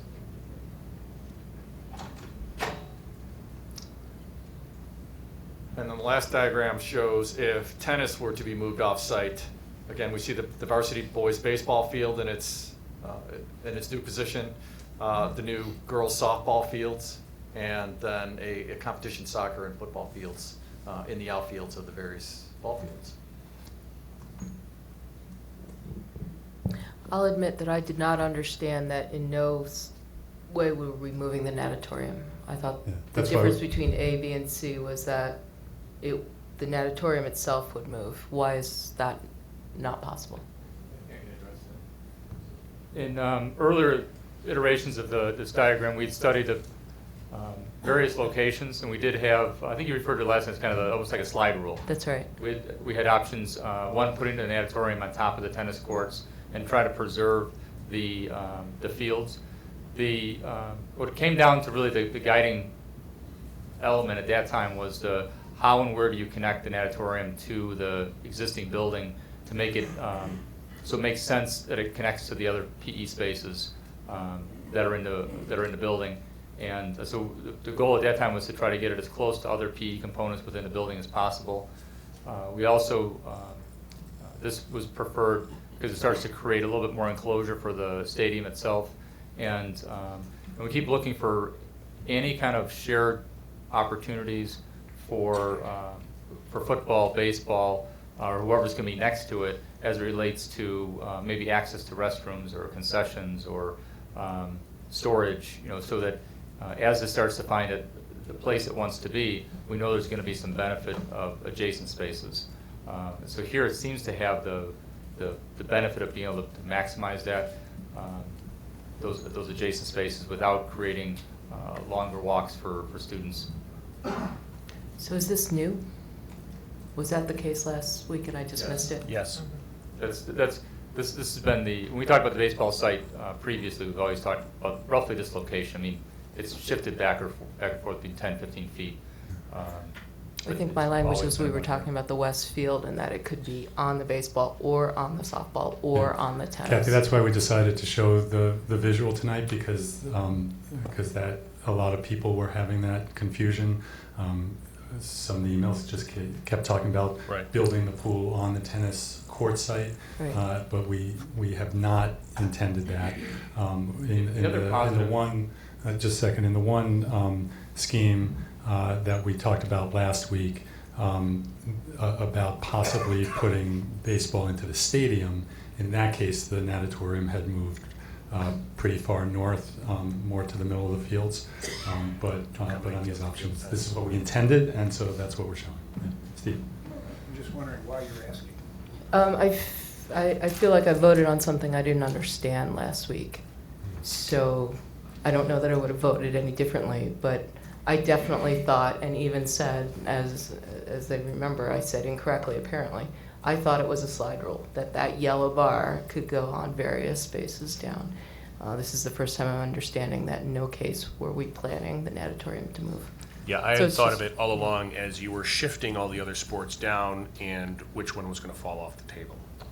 And you were correct. That's the way I mentally had it in my head. And Kathy, when you said slide rule, I envisioned just pulling the baseball field out or pulling the softball fields out or pulling the image. And then when we talked about it after, we realized that we didn't even agree among ourselves what we thought you had been saying. So. And can I just, an important point about keeping it close to the south end is, from my vantage point, visitor and public access to the building. Correct. The further north you put it, the more difficult that becomes for really a very narrow streetscape. Linden and Erie really cannot support the traffic that building would probably engender, and we're going to want to have people either use the existing garage, if this ends up being the option, or having some drop-off spot where you're walking up the mall to get to the building. Right. I agree. Let me add one other thing that was part of that discussion that started to lead more towards this type of a layout. One was the stormwater impact, that when we add this amount of impervious area, that we need to do something with stormwater. So the stormwater, we want that to be adjacent, we want it to be underground, and if we're also updating the fields, there's an opportunity to store some of that water underneath the turf field. As we start thinking about turf fields today, because of the changing needs for sports, and in our meetings with staff, we like to think in terms of an opportunity for a field is a full play field, and John has pointed out several times that he said, do not discount half a field. That's a warm-up space, that's a PE space, and so allowing as much fields to be adjacent to each other with different seasons in play allows to maximize the fields. We like to think of the field space as really being multi-purpose to some degree. So things that need vertical furnaces obviously become less flexible. And so this type of layout, we start thinking about where are the fences, where are the the backstops, it starts to create kind of a multi-purpose space. I'm curious, Chris and John, in this setup, is the space for the girls softball pretty much the same as it was before? Or are we effectively picking up a little space because the netatorium is smaller than the footprint of the tennis courts? I think it's essentially about the same. You might, on the top softball field in this diagram, it's possible that you're picking up some space in right field right now, but where the two outfields overlap between the two softball fields, that's fairly similar. I'm not sure we're picking up much space there. And then, if, are the baseball, softball programs comfortable with the outfield, so to speak, being turf? And if the infields are dirt? Better be careful how I talk because the swimming community may support me too. I mean, I may be in support of them and the baseball people.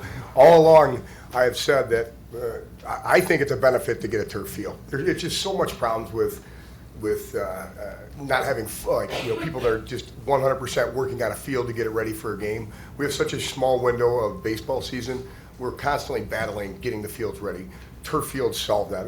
When you have a bad winter, every turf field, there's not many of them around there, they are literally booked all day, all the time, because you just never get rained out. So I've always been in support of relocating if I knew where I was relocating to. And I like a turf field, I really do. I think it solves a lot of problems.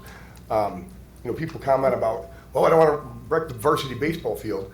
I've always had trouble with getting our field to a level that we consistently play on with other fields because it's just we're landlocked and it gets so beaten up in the fall, it never recovers. It does recover in the summer and our season's over.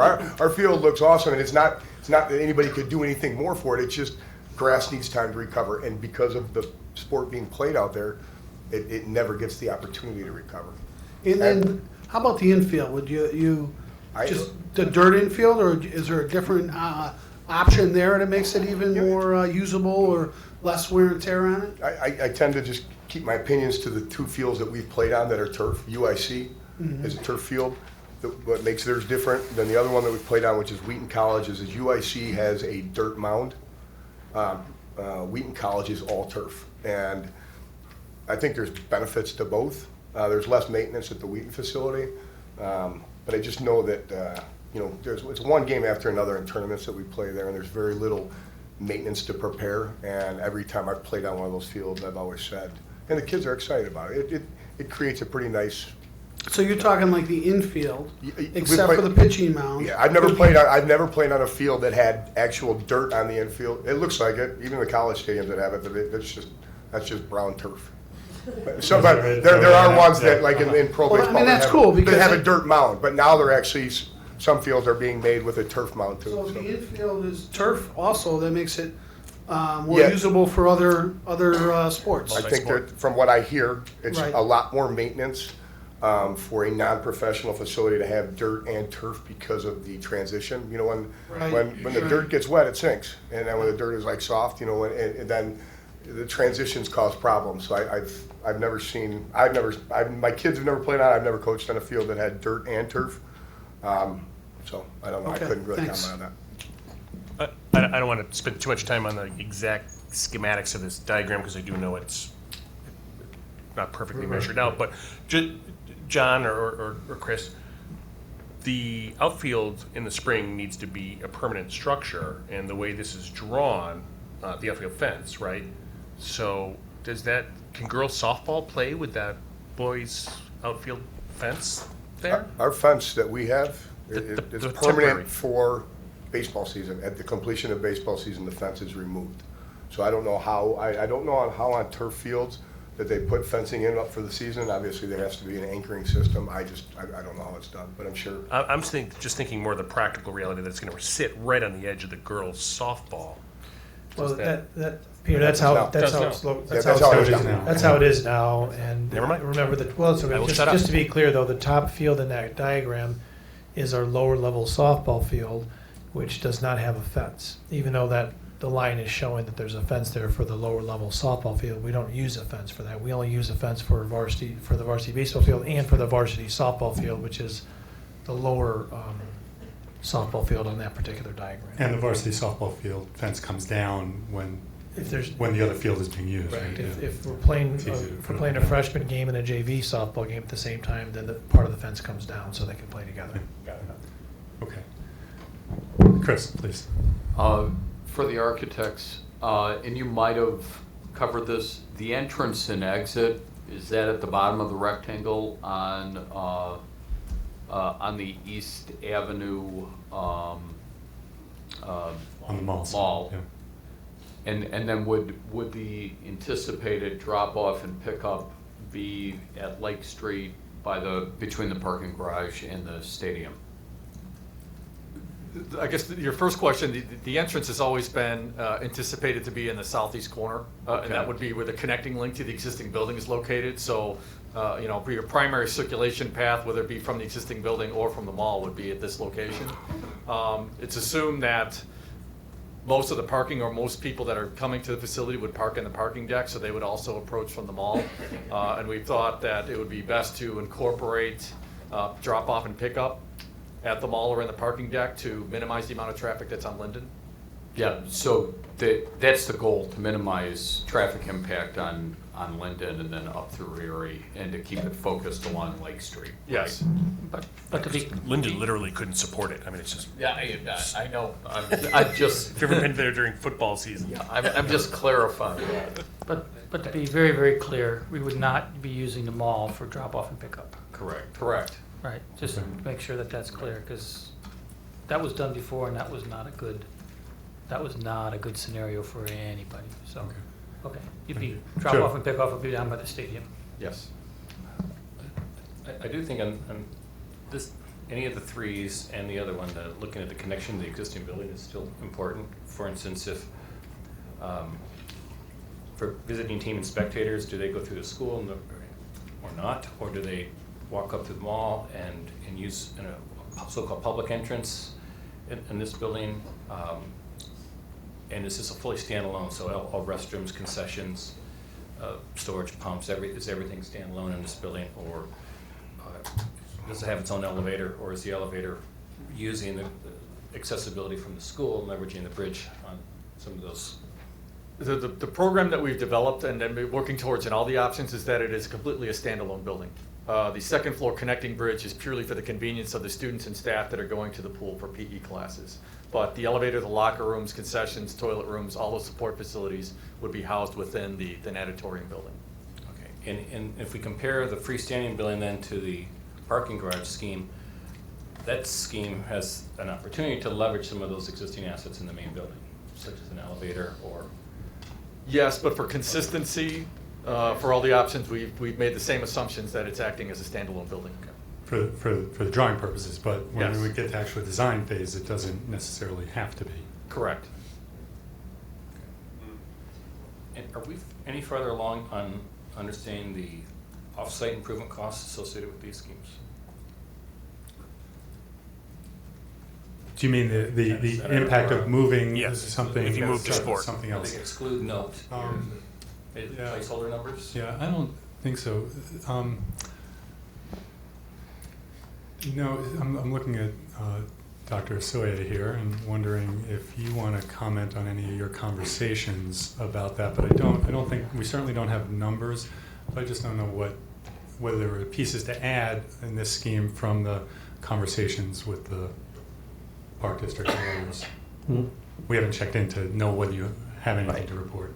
No, not really at this point. Really, I'm trying to make some preliminary calls to figure out if there are places that we can even consider to relocate any of the teams. And what I'm talking about, I'm looking specifically at softball, baseball, tennis, and swimming if there were an off-site location. So we're really just trying to see where we may have some possible yeses and where our no's are, and then go from there to revisit with them what it would mean. Some of them are talking about, they're asking questions just on a very cursory level, is it temporary or is it permanent, and trying to get a sense. But I'm just getting sort of that surface level idea of what's out there and what's not. Steve, please. Steve, did you talk at all to the Oak Park tennis, the one at Ontario and Harlem, the soft court? I am making sure that I have a call into all of the tennis clubs in our communities. And do we know, just on that question too, whether it would be all right for our tennis players to practice on clay and then play on hard courts? I'm just going to say that we do know that in terms of matches, and so we do have to make sure that we have enough courts for those particular matches of the same kind. So that comes into play as well, even if you're looking at indoor versus outdoor. So a match has to be consistent, but actually playing on clay is okay?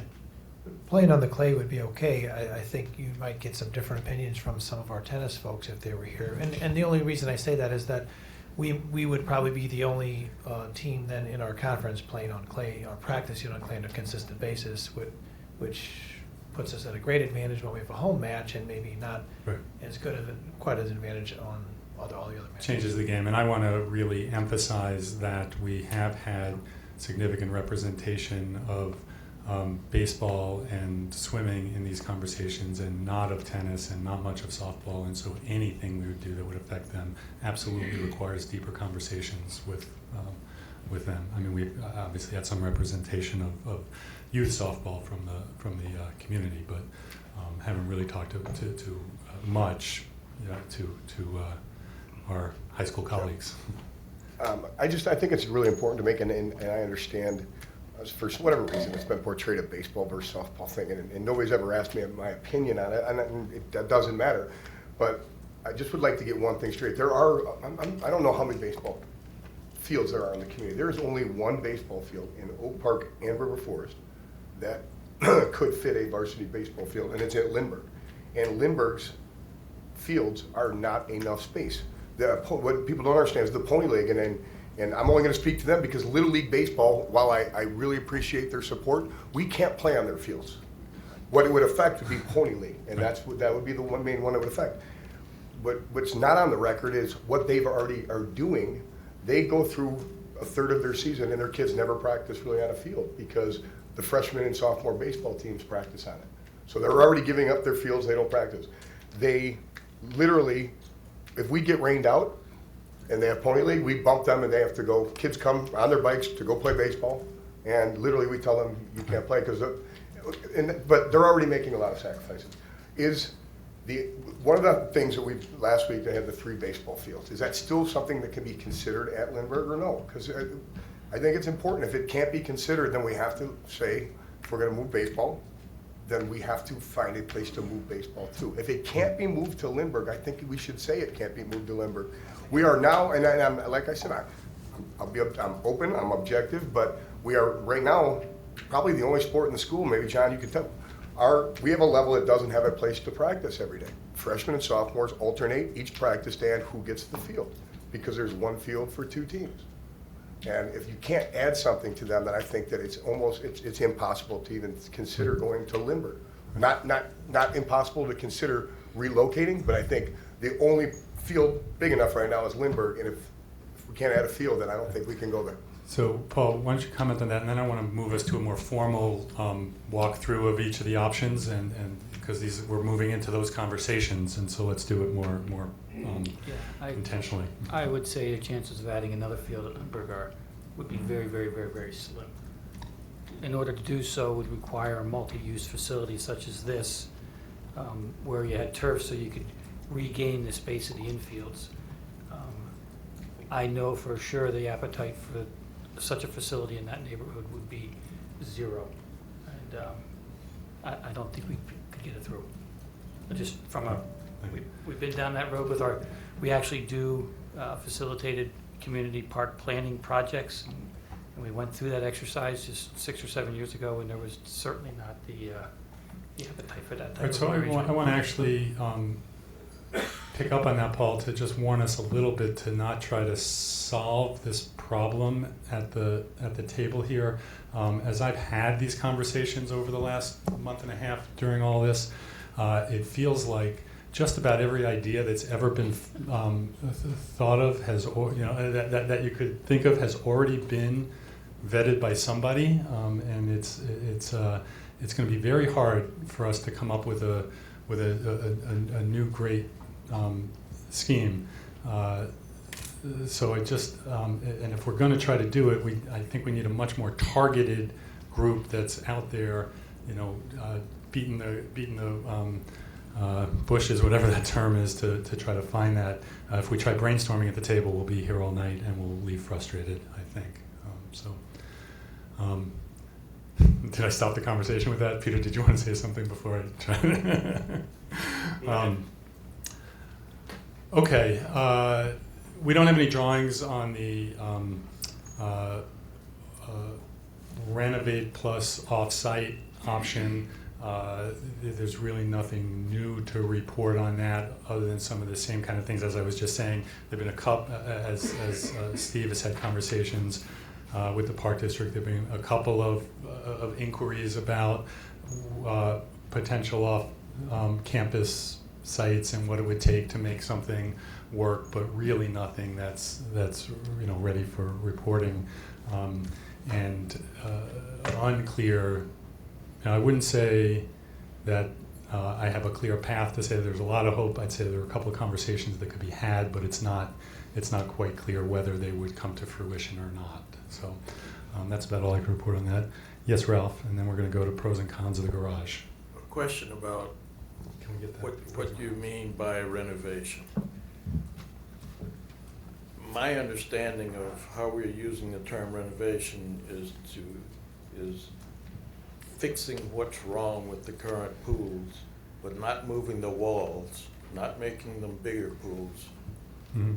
Is that what we mean by renovation? In the option, what do we call it? Option 5 from last time it's taking the pools as the spaces as they exist and turning them into usable pools without moving walls by extending the deck, losing a lane in each pool because we have to make the deck larger, but leaving the pools otherwise essentially in place. That was the option that moved forward by the committee last time. So it really means ending up with smaller pools. That's correct.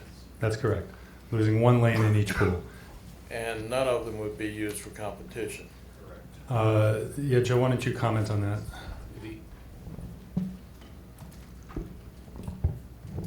They would be suitable for instruction, but we could not have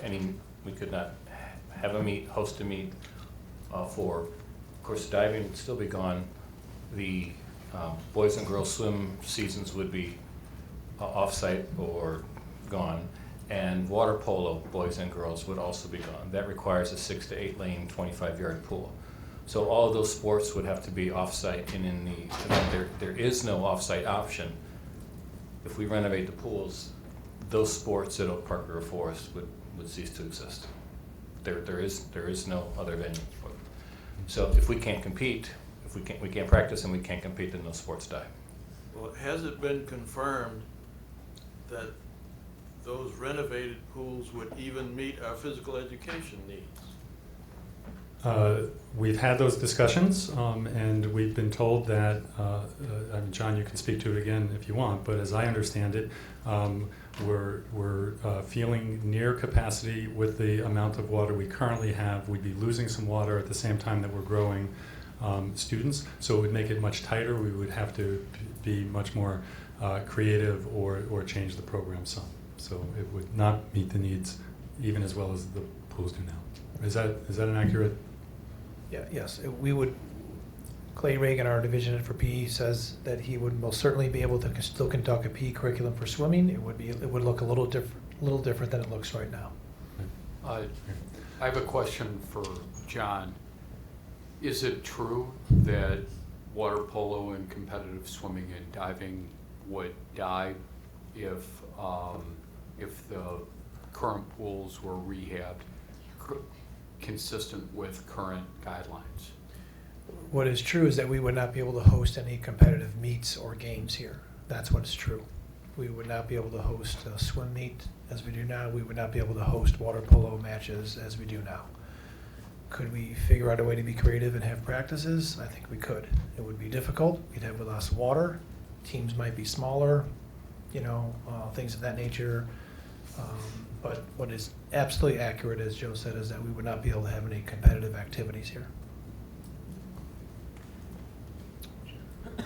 So as the person trying to keep hope alive, that maybe we might actually push this decision up in our agenda.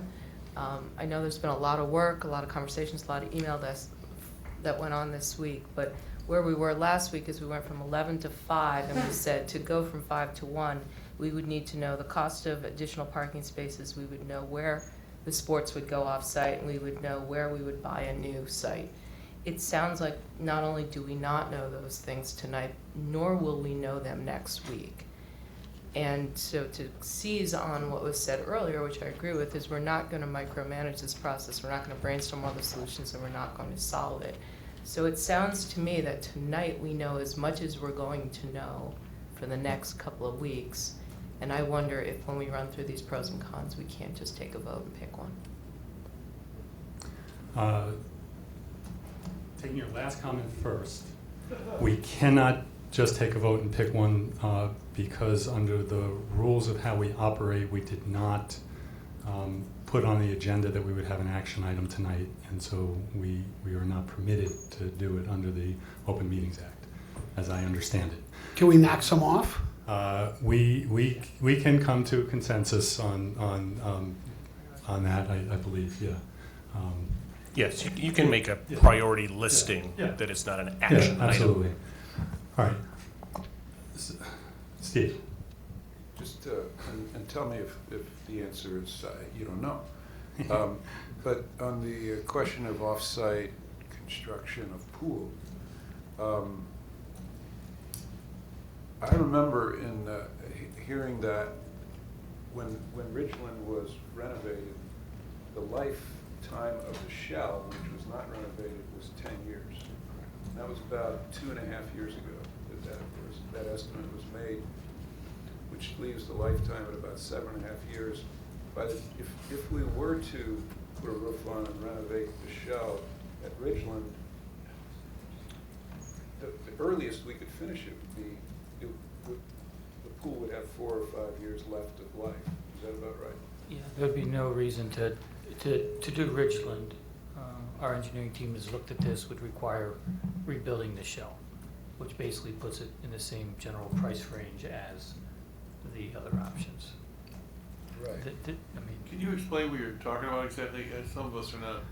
Well, the existing pool, the hole in the ground, let's just say the hole in the ground,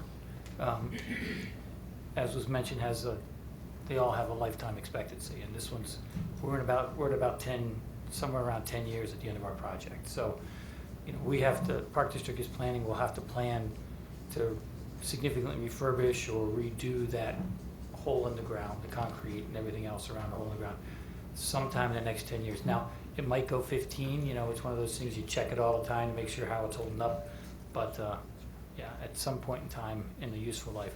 Therefore, on a project like this, if you're looking at a 30 or 40-year life expectancy, which you'd be looking for this type of investment, you would not want to build a shell over something and then 10 years later come back and get the jackhammer out and start breaking the concrete out of the shell. So you want to do it all at once. Well, that's So I have 2 comments on that. One is sometimes the useful life of a pool gets stretched out way beyond the expected time. And the second is that I think that this question of whether Ridgeland, enclosing Ridgeland has any legs whatsoever is one of the things that we need to have a yay or nay on in time to make a decision. So I'm just going to add that to the additional info list for now and say let's try to pursue that conversation over the next, whether it's 1 week or 4 weeks, I'm not sure yet, but is that okay with everybody if we just I'm just going to put Ridgeland up here. I'm going to hope that I'm not writing on the walls because I'll get in trouble. I'm not sure I'm okay with that. You're not, yeah, I'm sorry. Do we just add an option? No, we didn't add an option Okay. on Ridgeland is, one of the things about renovating the current pools and developing a competition pool off-site is where would that site be? So this is a sub It's option part, of one of the it's a options. possible specificity to option 5, yes. Does Ridgeland have diving? Could you talk a little bit about it, just so we can, it has diving now? Yes. It has a diving well. I don't know if it, I mean, it has a diving well. yeah, we had a 3-meter board up there. We took it out, but yeah, we have 2 boards there now. There's 2 1-meter boards there. It also has, there's a big recreational side to the pool there. It's not all competition. So an enclosure would also have to consider, if it were a new pool, then what are the configurations of pools? And usually there's recreational and for kids, toddlers, different temperatures, different tanks that have to be considered. So that's where the partnership has to get, there's a lot of runway in that discussion, I think. Right. Yeah. It's not, I don't think it's a just pick it up and plop it over there discussion. Swimmers- It's swimmers- often not even compatible programming in hours. Right. Swimmers like it cold. The rest of the general public likes it a little warmer. Right, right. That's always been a problem with trying to do a community pool that's just a single pool, is the water temperature issue. Okay. Todd, can you put the matrix back up? We took the matrix that we had done last time and redid it with just the options that moved forward. And we thought that it would be a good way to start on the pros and cons. And honestly, I don't know how this is going to go, but we thought we'd just start with the pool. Now, the pool that we had up there was with 100 parking spaces, and we talked about the benefits being the new multi-use pool, which we put that in on all these. I don't think we can understate that. The importance of creating this pool is very high. The benefits are very high to the educational programs, to the athletic programs, and to the community, I believe.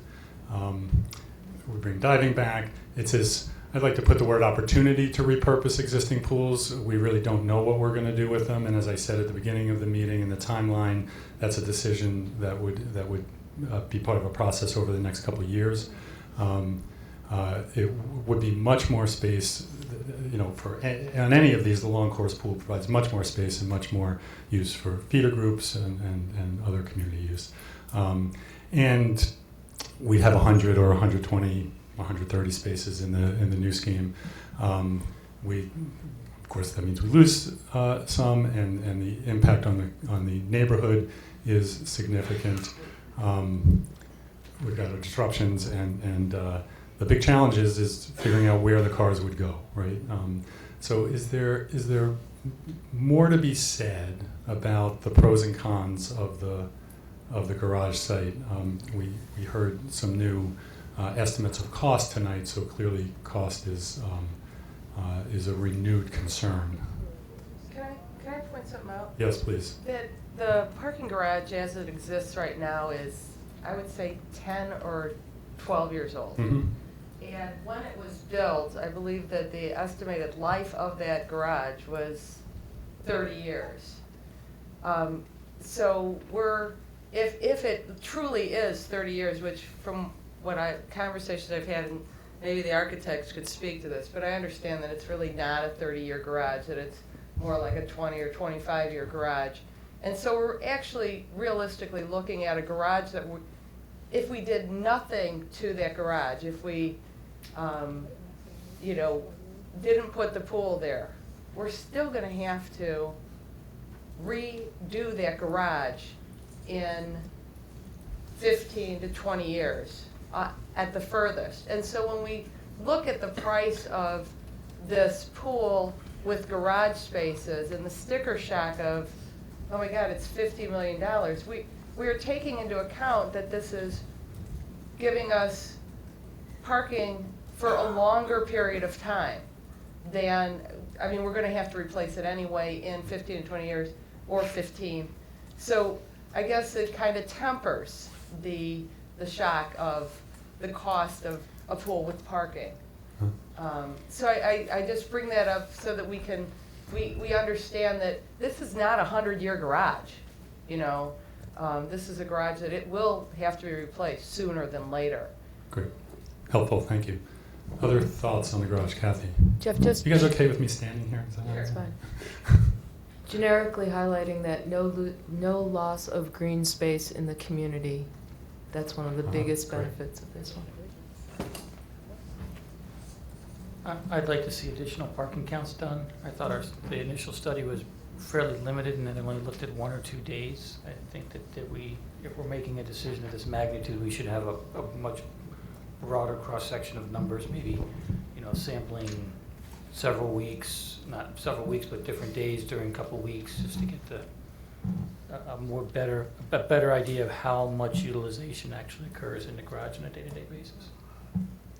And likewise, I'd like to see a detail of a partnership with the village of what parking would be open to offset the lost spots.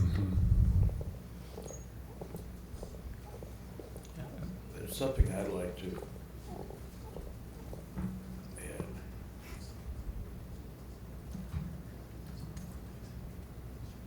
Yeah, go ahead, Ralph. We've been talking about losing the parking garage as though the primary issue has to do with where you're going to put the cars. You may have noticed that there are lots of people come here to make speeches about the baseball fields. At one time it was the tennis courts, about various other sports. I haven't heard many comments about the fact that you don't hear people making speeches about having to walk, say, 3 or 4 blocks, 3 or 4 additional blocks twice a day, every day, or at least 180 to 200 days a year, every year, for what realistically is likely to be about 50 years. I went through an exercise to try to put a dollar cost on that, and the process itself got ridiculous. I came up with an answer, but I'm not going to share it because I think you'd laugh. But we're talking about this as though we're not talking about people, as though we're not talking about how it affects the people who are not at the podium making speeches.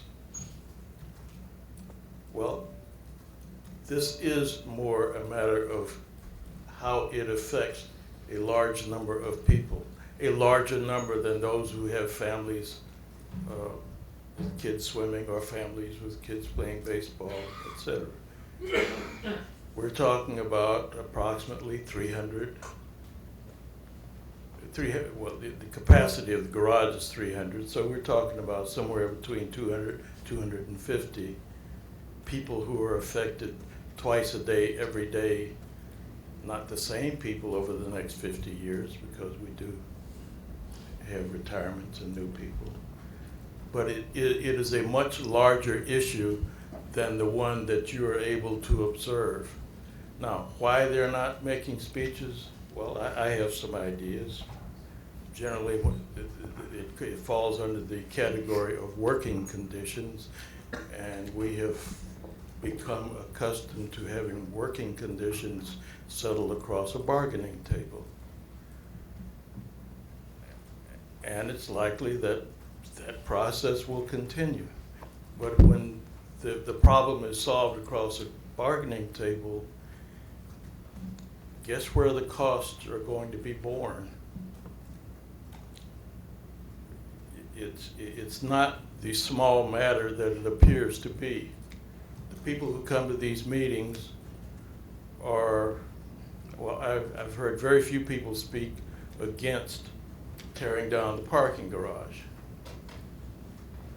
But don't be fooled by the lack of people making speeches about that, just as you're making speeches about other things.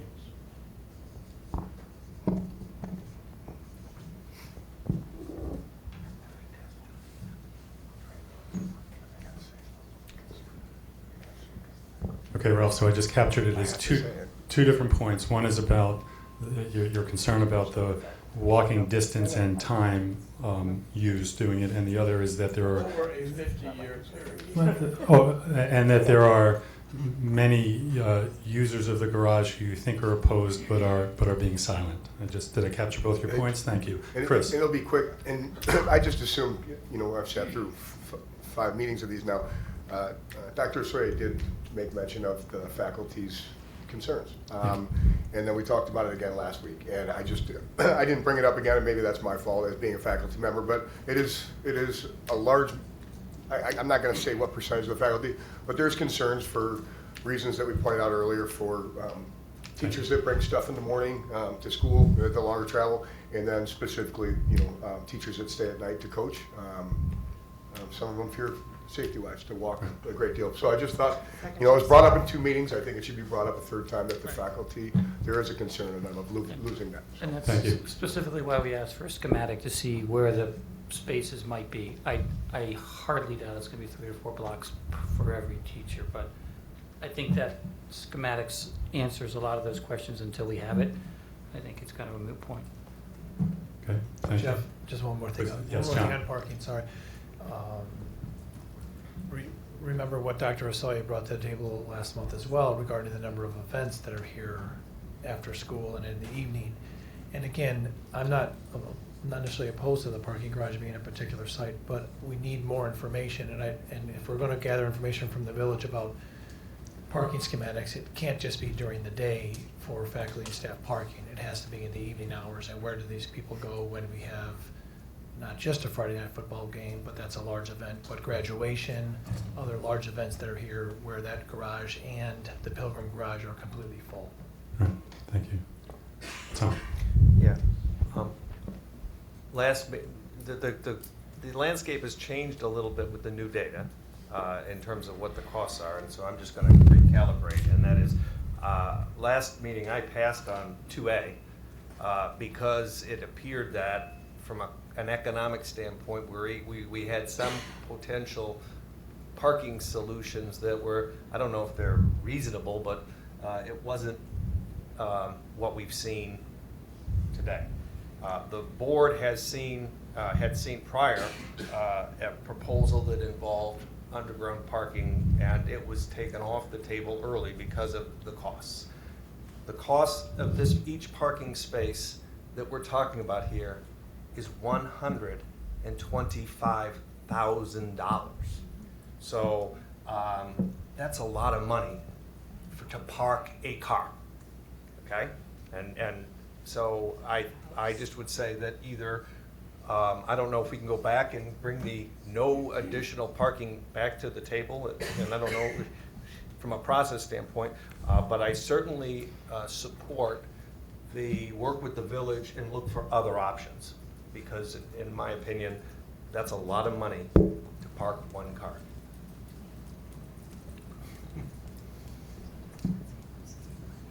Other comments? Mary?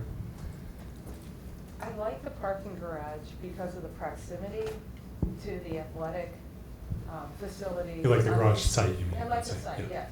Of the proximity of the garage site to the athletic facilities. Right.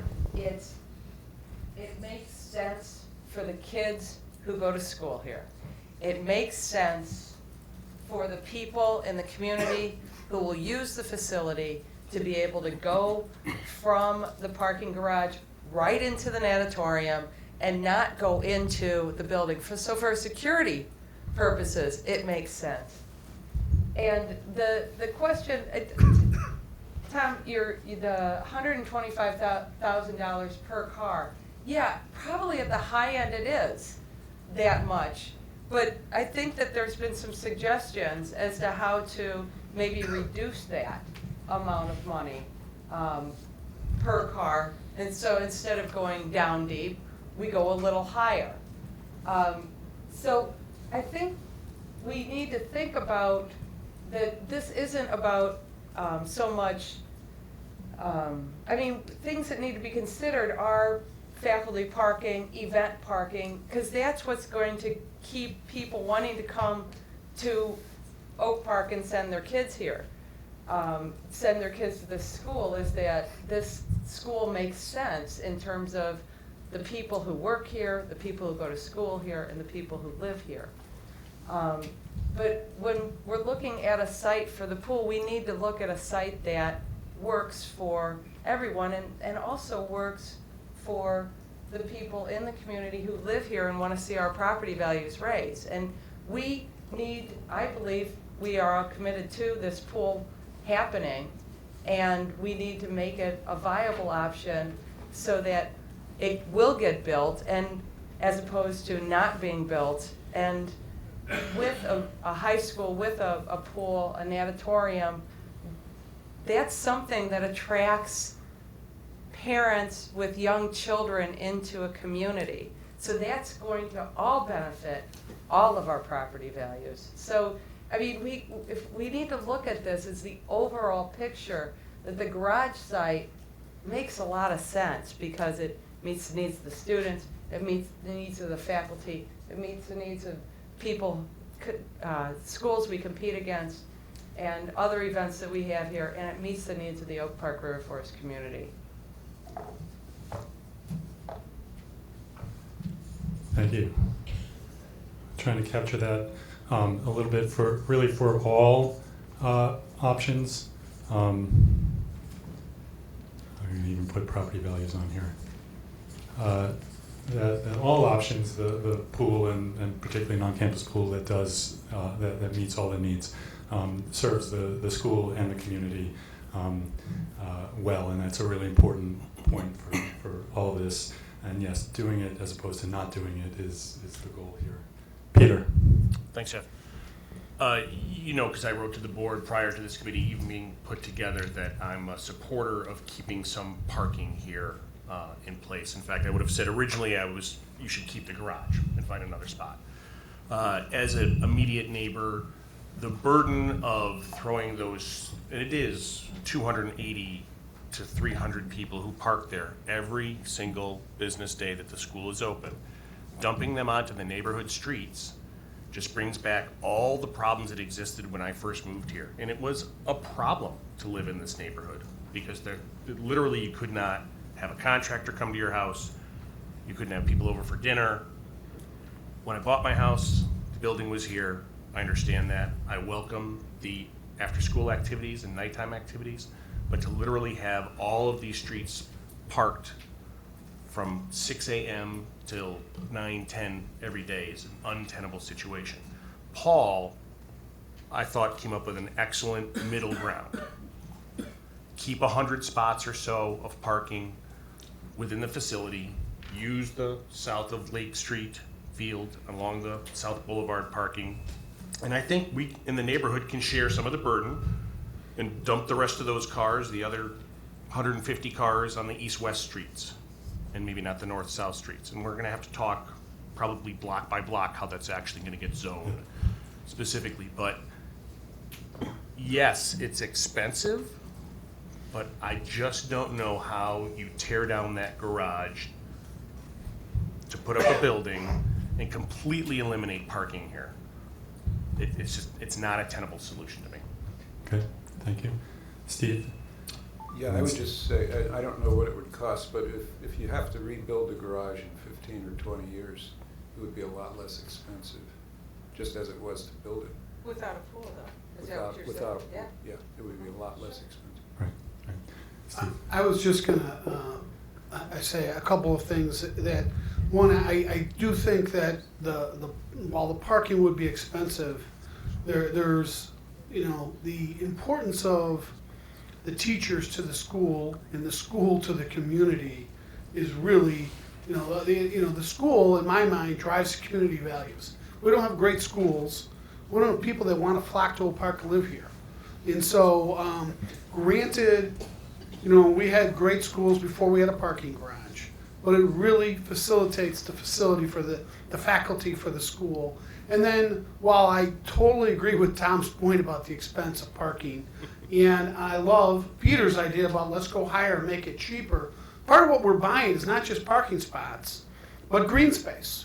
I mean, if we end up spending, if it's 125 or if it's 100 or 75 per parking spot, it's not just buying a parking spot, it's actually buying the baseball field or the tennis courts.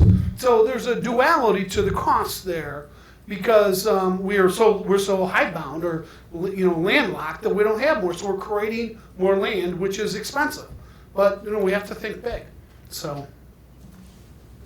And so I'm just putting an extra star next to the say no loss of green space. That it's actually economic benefit in addition. Okay. I'd like to clear up a point.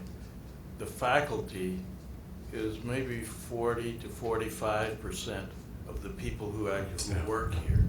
It's not just the faculty. Yeah, I meant the overall staff, faculty, administrators, everybody in the building that facilitates things. Yeah, great, thank you. I'd like to just take a couple more on the parking garage. We really don't want to be here all night. We want to talk about the other options as well, but Joe, go ahead. Okay, just a couple tweaks then. One, on the issue of green space, I am a huge fan of preserving the green space. We've talked about this even before this committee was formed. The cost, if we plop a building down in the middle of the green space, we lose the flexibility of that green space for a couple generations, right? I mean, I don't know, I thought there was someone here from Naperville, but a colleague of mine was out of Naperville, and some flexible green space is so important out there. They're actually restriping some fields for cricket use because the demographics are changing. There's interest in that game. We didn't have that demand for softball and lacrosse a generation ago, now we do. So the flexibility of green space is essential, I think, for this as we think about the generations. Right now, the parking garage scheme, I think the middle ground on some parking here, some parking there, this is the only scheme right now that saves all our sports. This is the only one that doesn't cost a venue. We don't have the unknown of a possible site, a possible location, other parking problems where that site is. Right now, there isn't a perfect scheme, but this certainly is by far the least bad scheme that I see on the table. Okay, anything else that feels really important to say now? Won't be your last bite at this apple, but it's close. Just one real quick thing. Yeah, Paul could, yeah. And it's not even gonna be about parking, or the fact that there are no bike racks in your scheme, but that's another thing. It's pretty early in the scheme. I just wanna say it's also the only scheme that doesn't cause an interruption to a sport. Because it's very, that was a two-season or Right, more. so it's already out there. Yeah, so we'll integrate some of the things that are already up there. Some of the things needed to be repeated, but a lot of it's up there in shorthand. Chris, please. You're gonna ask me to move on to the baseball? No, the discussion has been fantastic, and I want to make 2 points that sort of summarize all of the discussions in support of the garage site.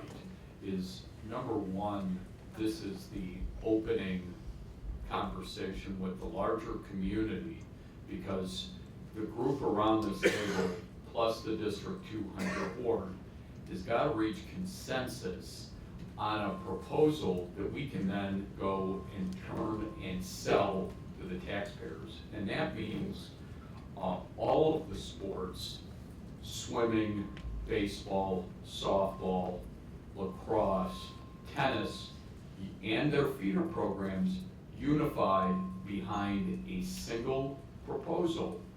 Because we're gonna have to go back to the taxpayers, our friends, neighbors, people that have kids that have aged out, older people that have large homes, et cetera, and the business community, and we're gonna have to make that case.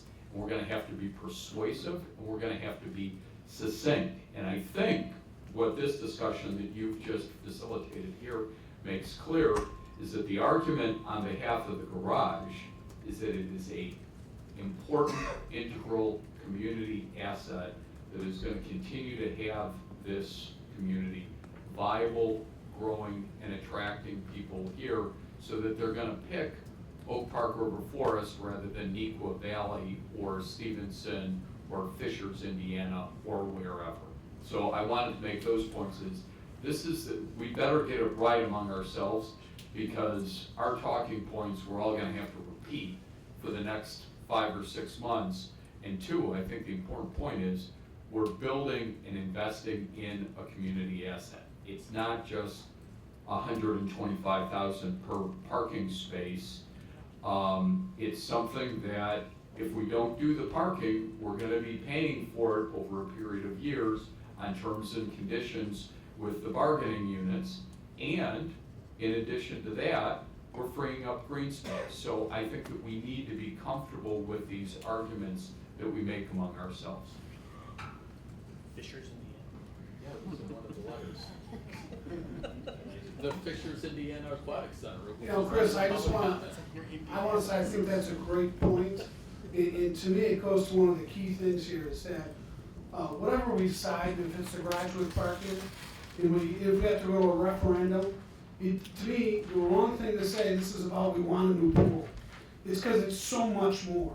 You know, it's about, yes, it's about pools, it's about keeping parking, it's about creating more space inside the building to do more things.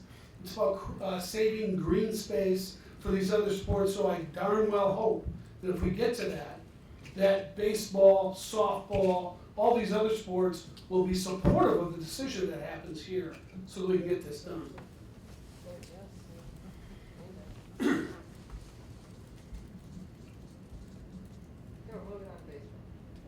Okay, let's talk about the baseball field site. I'd like to, Steve, this way. I do hope to have my phone calls all finished in some sort of report that we would be able to bring to the committee at the next meeting to give you an idea of what the viability is in terms of partnerships and for the various sports. I do want to add that because I know that the question was coming, are we going to be able to get any further than where we are tonight? We will. Certainly I won't be marching in with a memo of understanding or anything to that sort, but certainly to get an idea of what those potentials are. Thank you. So I'm going to start talking about the possibility of building on a baseball field site, knowing that there are a lot of people in the room and not in the room who are very concerned about this. To say what I've heard from the community and from committee members I've talked to, and in all cases, I think almost uniformly, we've heard clearly that it's very difficult to find a place to move varsity baseball. If not impossible. If not impossible. We know that the tremendous, I don't know even what to call it, organization of youth baseball and softball, youth soccer. I know a little bit less about football, but the youth leagues that are running around town, throughout the town, and using Park District fields and spending inordinate amounts of time trying to find places to put their teams and to practice and to play is incredible. I myself was an AYSO coach for a dozen years. I've had the experience myself. I know what it's all about. Spent a lot of time at T-ball games too.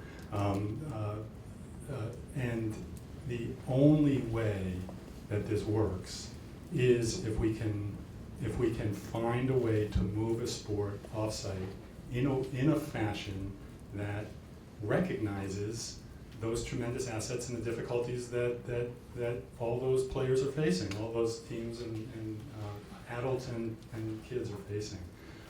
That's a steep challenge in my view, but I just wanted to start with that, just make it clear. I understand it deeply, I think the committee understands it deeply, and now the question is, what can we do about it? And if anybody in the committee wants to challenge that, feel free. I don't really want to actually be speaking for you, but I just wanted to say what I've heard in the conversations I've had. Chris. I'm going to speak about all three of these because please. Nobody's been here to have a voice for softball or tennis, but I'm sure the voices are out there. We talked about community support for a referendum. I don't think you're going to get support when, if you look in the positive section, this column where all the positive impacts of it, they never include anything for the sport that's being displaced. If we pick softball, when displacing softball, there's not one positive thing listed on there for the people in the softball community. Yet there is negative impact for the softball feeder programs. If you pick the tennis courts, there is nothing on there that benefits the tennis community, but there are things that impact them. If you pick the baseball facility, the only way the baseball facility benefits is here if you take softball out. So I think it's impossible to get support when you're not having any benefit for the person that's being displaced. But you are having major ramifications in a community that has, everybody can make an argument. Soccer can make an argument. Lacrosse is getting bigger, so they're going to need more fields. All the youth sports. If you want community support, make a decision that not only benefits the program that's being relocated, but makes a benefit to the larger community. Every single youth program in this town needs more space. And we can't give one benefit to the relocating team, but we can give a lot of really, really, really bad impacts to the youth programs and facilities in town. And I think it's important to understand. Thank you, Chris. Peter? Jeff, I've heard enough feedback that I personally have no interest in pursuing any conversations about varsity baseball or softball being moved up, because I don't see any place in the community where that works. The one that I'm actually not advocating, but I don't have enough information to judge, is tennis. So if we're going to direct Dr. Asoy to be having some conversations in an extremely compressed time frame, my suggestion for the committee is that we direct him to focus answering the questions on tennis. I know that the representatives in the room know the issues about scheduling softball and varsity baseball and pony better than we will ever be able to figure out, because they've been doing it for years. So we don't need to revisit those. But tennis, and again, I'm not advocating moving tennis off campus, but I don't have enough information to understand if it even could be. So that would be my interest, is exploring that one option for more detail. And frankly, I would actually eliminate the other two from contention at this point. I think it's a waste of time. I'd second Peter's move. Also, that option is the only option we've looked at that actually increases fields, the number of fields. There's very few options in the community that we actually get a presentation where we actually increase the amount of usable field space by overlapping the fields with a multi-use facility. We pick up another full-size field, or depending on how you configure it, multiple smaller size fields. And since soccer doesn't really overlap with baseball or softball, you pick up a lot of extra time and space. But I do second that tennis. We do definitely have to take a long, hard look at tennis. But from the Park District perspective, most of our tennis courts have been updated within the last 2 years, so they're actually in pretty good shape.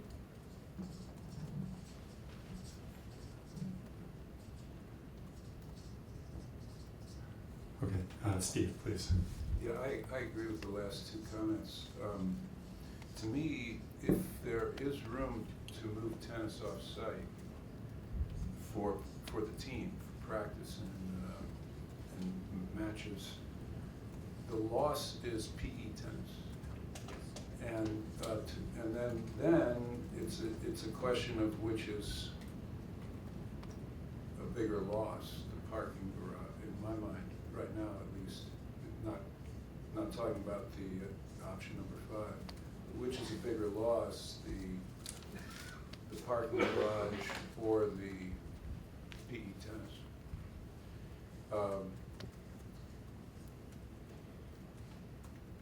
And I'm not sure how to answer that, but I think I would say that the smaller loss is PE tennis, and it also would be a much bigger cost savings. Tom, please. I like what I hear, except that I had just a process concern. All these wonderful people are here and have spoken very persuasively about baseball and their concerns. I'm troubled that tennis hasn't really been here. Hasn't had its due. Hasn't had its due, and if you're eliminating 3 options, it's still an impact. Everything, tennis doesn't want to be on that finalist list. And I'm just troubled that the tennis folks ought to have a chance to come and rally some emails, and I don't think they felt like they were up on the chopping block, so to speak. And I understand why it makes sense what you're saying, I'm not saying I wouldn't support that.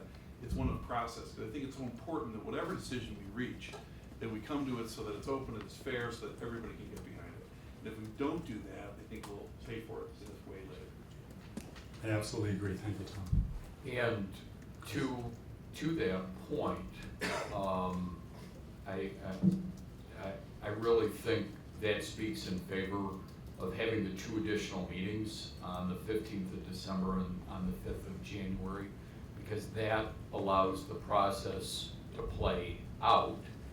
And I think Steve Gevinson raised the issue of sacrificing a PE activity.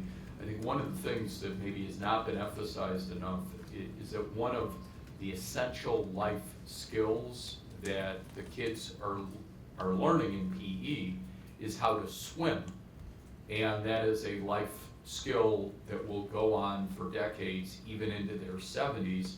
And many of the kids, and I think John Stelzer could probably speak to this, the number of Nemos or beginning swimmers that come in with the freshman class that don't have any competency swimming.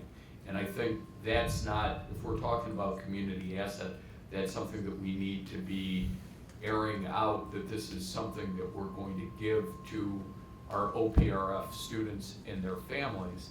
And again, the issue about the various turfs on, or the surfaces on tennis, but also the impact on PE tennis versus PE swimming. PE tennis, I understand, is an elective in the junior and senior year. That speaks in favor of a couple more meetings so that we can let the process play out. Thank you, Chris. John? Just a And then couple, Joyce. couple responses. First, to Chris's comments on what are the positives, and he's certainly right that there's a lot more negatives involved in putting things on the Spaceball site. However, please know that one of the positives, and one of the reasons that we're talking about this, is that the baseball field, some of the softball fields, and the tennis courts are also facilities that are in need of improvements. Okay, and so what this option potentially gives you is an off-site, state-of-the-art facility for one of those sports. Is there travel involved? Of course. Is it off-site? It's not the same experience. I understand that completely, but I just want to be fair to the process. And I'm not advocating for any one of these necessarily either right now. I'm just making sure we have all the facts. There is a positive to this, and that is a brand-new state-of-the-art facility somewhere, potentially. Again, that's if we acquire land and build something, not if we partner with somebody else. Thank you. So, I need to add one myself. Every time we talk about turf on these fields, I'm reminded that if we turf the baseball field, that we, as I understand it, we can no longer do the community fireworks at the high school, and the stands for that make it an ideal place in town to do it. It's a great community event. It's just a piece that we need to make sure we understand. It will be an issue for some. I do not. I had it in the memo I wrote, and it didn't make it to that list, so I'm putting it back. Yeah. That's another one that we'd have to look into, but what we've been told at the cursory level is that we would not be able to, but we haven't studied it. Yeah. Anything else on these, Chris? It'll be real quick. I just think that it's really important. Acquiring is much different than moving any sport, and any of those, to facilities that are already probably overused. And it's easy just to say move them off, but if the goal is to try to get into a joint sharing, I think that nobody came here to misinform the group. Obviously, every sport in town needs more space. If you're talking about acquiring, yeah, improvement, but the problem is there doesn't say that on there. It really doesn't say, let's look to add a facility where not only the high school kids, but the lower level kids can benefit from it. That's good. I'm going to put it on both sides here. I'm going to say acquiring would be a pro and sharing is a negative. Yeah. Okay. Paul, if I could ask you on the tennis courts, Park District, you said they've been upgraded quite a bit. Do you have any thoughts on the ability to accommodate high high school tennis on your courts? I can't speak to that because I don't know. I mean, the first question that Park District is going to ask the high school is, what level of practice time, what level of tournament time do you need? And, So John and Steve, I think you had a preliminary conversation with the schedulers about that at the Park District, right? Yeah, so what, obviously, most of the tennis court facilities that we would need to use based on our needs for our teams are already being used. Taylor Park is, I think, the largest facility in Oak Park. It has 6 courts. Fenwick is currently using that. So there are some challenges on how that could be accessed between both high schools. We are currently, if you don't know, we currently use our 8 courts plus 2 courts at Scoville every day. So our team is, the size of our team, the needs of our team is 10 tennis courts every day for practice, okay? So in order to accommodate that, we would have to have 10 tennis courts within the Park District system. And one more important thing to note is that there is no way for us to use more than 2 sites. You know, we don't want to have 3 or 4 sites. Oh, yeah, there are plenty of tennis courts within the communities, but they're kind of spread out, and there's 2 here and 3 here and 6 here. So if you're going to do a situation with the Park District or either of the Park Districts, you would definitely not want to use more than 2 potential sites to split that tennis team up.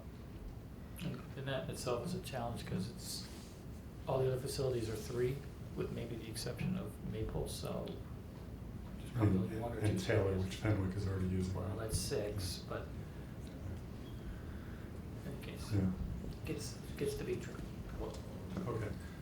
So studying tennis, we know, is a priority, right? That feels clear. Joe?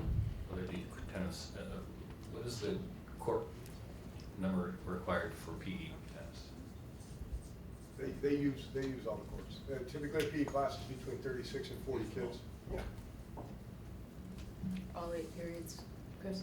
Oh, yeah. It's usually the most popular, that and badminton, the most popular 2-year senior elective course, for sure. Okay, I'd like to spend. I just want to add one more Please. disadvantage, because it hasn't been talked about, it's kind of been talked about, but by moving softball or baseball off to one of the other facilities in the community, I think it's important to put the disadvantage of increased staff time to accommodate the scheduling, both on the Park District, the various organizations, and at the high school.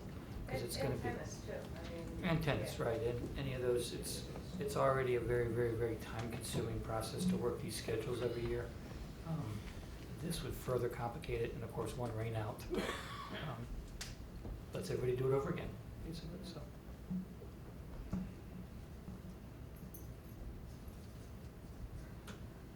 They gotta catch the rain out problem, that's the big problem, right?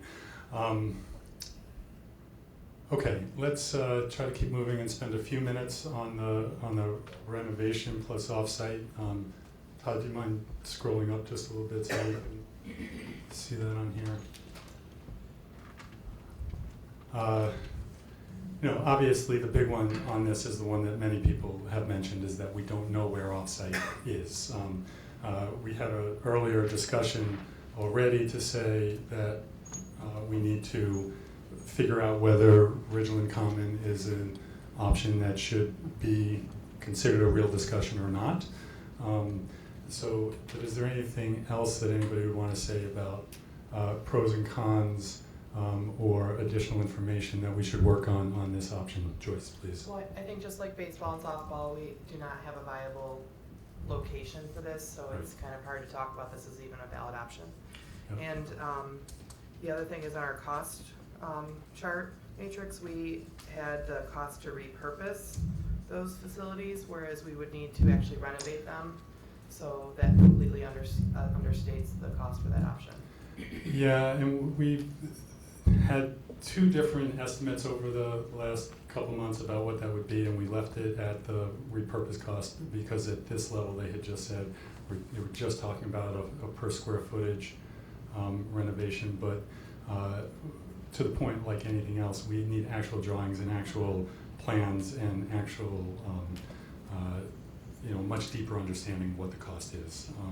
So I don't know if we're going to leave it on the get more info list, but at least for the moment I'll put that up here as something we would need to know is better cost estimates on renovating.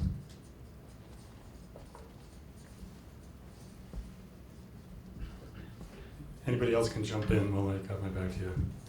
Okay, I'll jump in. An offsite, again, not knowing where the site might be, but the boys and girls swim teams have two-a-day practices 2 to 3 times a week. So they go from practice at 5:45 every morning, or most mornings. Then they go from there straight to first period class, and then practice right after class. So an offsite location would make a much earlier practice and a much later practice. So it has to get sorted out to schedule, and that any offsite partner, that scheduling would have to be compatible with their programming as well. Can I ask a question about that I haven't had an opportunity to ask anybody? If we had pools on site and we had an off-site competition pool, could that early morning practice be at the on-site pool even though it was a smaller pool? I think that would limit the size of the team that could practice. Yeah. So Well, you'd have to cut more people, most likely. Really? I mean, everybody's practicing in the morning? We do. Yeah, We okay, do. okay. We No, I stagger just- I don't know. some, Yeah, but just we asking. we Yeah, can I just stagger don't know. some, but yeah. Oh, okay, thank you, that's helpful. Mary. Joe, was there something else you wanted?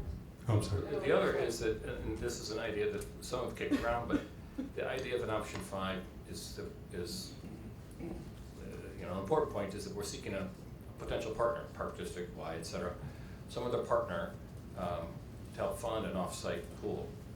I think we might even think of a parking garage scheme that could still welcome another partner. So even though we're thinking of a new pool might be at the parking garage scheme, it doesn't preclude the park district from saying, you know what, we might want to get in on that if there's some mutual benefit for either programming or potential use in operation. So you're suggesting the possibility of building on the parking garage site and renovating one or both pools? Well, I think we should be open to partners, and Yeah. that doesn't preclude that consideration maybe for that site. There would be no need, if we built on the parking garage site with a partner that would defray the cost of the parking garage pool site, there would be no need to then renovate the existing pools because we would have the pool in the parking garage. No, but a partner would want to use that, and we use it all the time. It's one of the reasons we keep saying that there's problems partnering, because we're using the pool all the time. So the park district wants more access than we'd be able to give them, I think. That's the reason for that thought, yeah, yeah. It seems to me that if we're serious about an off-site location, it could be, as I think John may have alluded to, it could be that we're buying an off-site location and building a varsity baseball field, or we're building a natatorium, or we're building 10 tennis courts. It doesn't necessarily have to be the natatorium.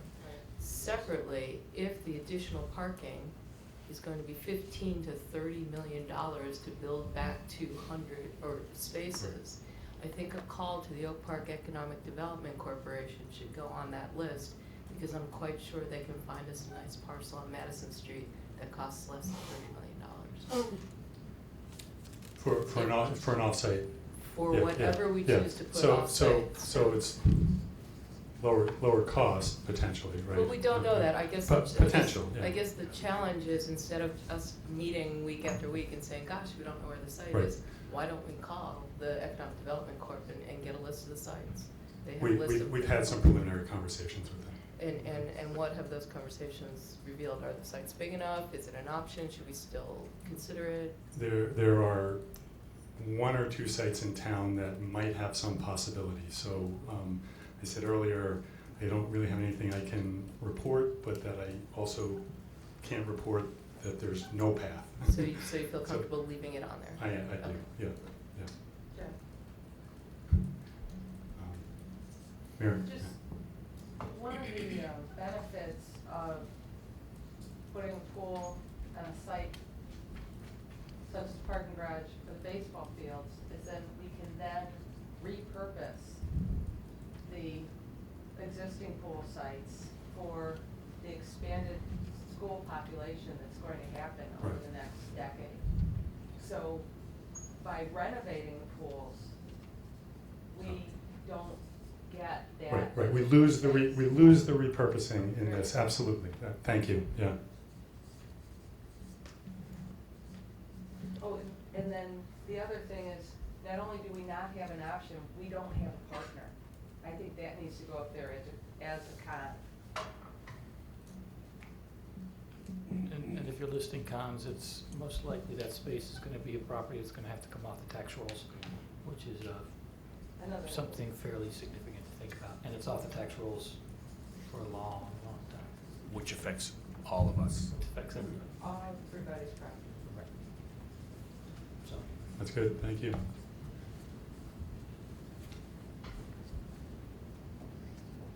Other thoughts on this? Just one of viability. I think most citizens would think that if we renovated the existing pools for $18 million and then said, now we want to go build another pool, are you guys game? I would think that would be a tall ask. That it probably would never happen. I mean, the viability of the funding stream for a renovate and an offsite is quite low. Except that you think, Nodding. it is a lower cost though than what the parking garage would be. So if you're talking about if you evaluate it just by dollars, I'm not sure that's the best argument. But Tom, it is a lower cost because it won't happen. No, I'm not. That would make it zero. I mean, we're gonna get refurbished pools and the community's gonna be like, great, we can continue to give our students swimming lessons, but we won't have, but then the ask will be, well then, let's have our off-site competition pool, and the community's gonna say, why the hell for?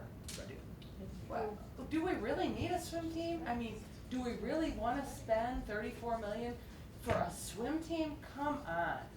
Is that, so I guess I think, and I'm being forceful on this because I think it's really important to just consider the reality of people wanting to spend as little amount of money as they possibly can when they can basically still meet the needs of the student's instruction and really, and you know, well, maybe we can just kind of do without a swim team.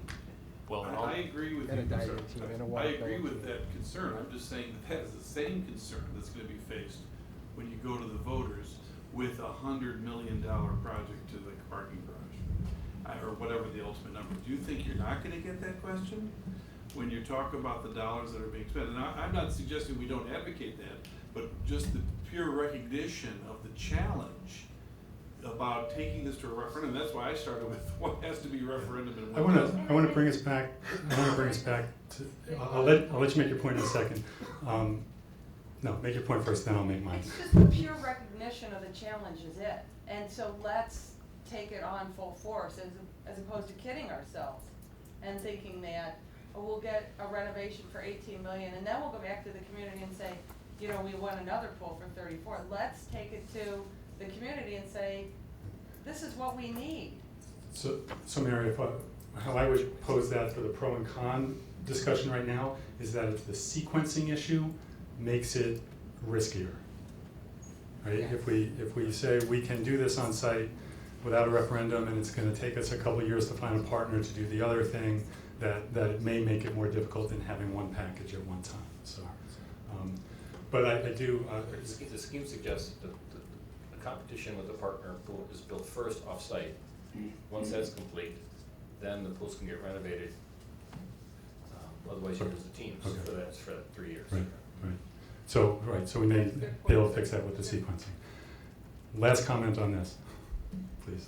Yeah, and this one is maybe a little controversial, but I would at least ask people to entertain the possibility of reversing it so that we would build off-site and not renovate the pools and lose PE swimming. And I don't know. I do know that teaching here for more than 30 years, the most, at least to my ears, unpopular piece of PE was swimming. And because of the pool. What? Second line, yeah. Even the Are you telling us something about your life, Joyce? So I mean, it would be something we'd have to look at, within the school and see where we put the value of PE swimming. But that is another possibility. I have to address that. Yeah, you do, I agree. The most popular activity at the high school is kayaking in Yep. the adventure ed curriculum. And so next week, I think that's the worst option, to take PE away. It's the best cardiovascular exercise we can get kids to do. Kids hate running, but we gotta get their heart rates up. Swimming, it's either you swim or you drown, so you have to get your heart rate up. Okay, and I'm being serious. And the other aspect of it that is not understood is the CPR aspect of it. And in our own community, our kids, they step up for people and kids, because they have confidence to do it. And I just would really be against, it's not as bad as everyone makes it seem. The kids like swimming classes.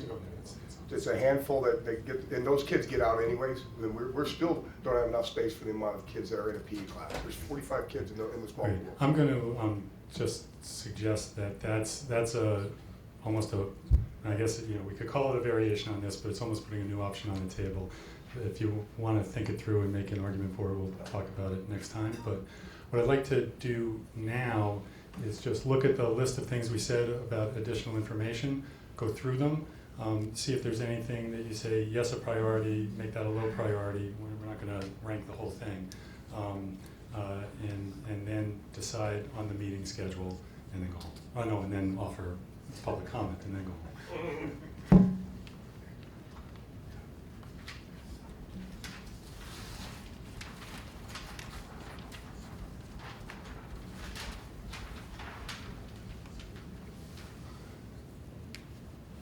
One of the advantages of being tall is that you can put things up here. So I just want to run through what we've said we want to learn going forward. One is better information on whether a referendum is required under the different schemes we've been talking about. Drawings regarding the garage site just shared with committee, so that's just getting that out to folks. Working on an off-campus parking scheme to try to take the parking a little bit more further, and at the same time working with the village on what replacing it would look like. So trying to go a little bit further on a parking plan. How much of that we can do in a week, we're really not sure, but we can take on to tell you what we have learned and what we haven't learned, and what we can do by the 15th, if, I guess I'm advocating for 2 more meetings in this. Well, and to that point, Jeff, I think all you're going to find out is what is the process Exactly. by which you would follow, right, to change Exactly. regulations. And we're pretty sure that the way that the village ordinances are currently written, it is a block-by-block petition of the village. And so each block that is out there, we would have to come up with a preferred scheme and then go out and try to accomplish it, I think is the way it would work. I'm not exactly sure, but we'll get better information on that. Leggett will work on a parking scheme, try to take their drawings further. One of the options is to lift the whole building up so that we're not doing the digging, and to see if we can get the cost down some on that, and also just see what we can do to tighten the numbers and get more accurate, hopefully lower numbers, but we don't know. So far, all the things that I've said are things I think we should be working on, right? Need more utilization. Was that, I can't remember if that was respect to parking or just usage of our fields. I think it was usage of our. Oh, garage, thank you.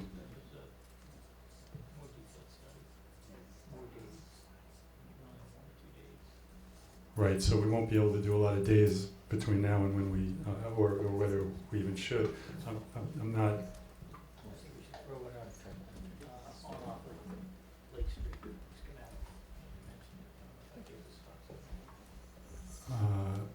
Okay, why don't I just work with you on a schematic, because what that will look like is just something that we don't have to work the details here.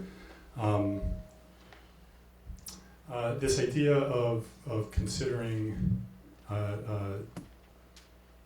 no parking that Tom had raised, I think that there's nothing we should do with that tonight. We should learn more about parking and about costs, but at least keep that possibility on the table for discussion at the next meeting, if that's okay with everybody. We've already talked about getting the costs more clear. Partnership viability has showed up a couple times about, so we will do whatever work we can with the Park District or other potential partners to try to bring any real information that we are able to share at the next meeting. Tennis, we clearly need to talk more with tennis. We will get right on that and reach out to the tennis community within the school.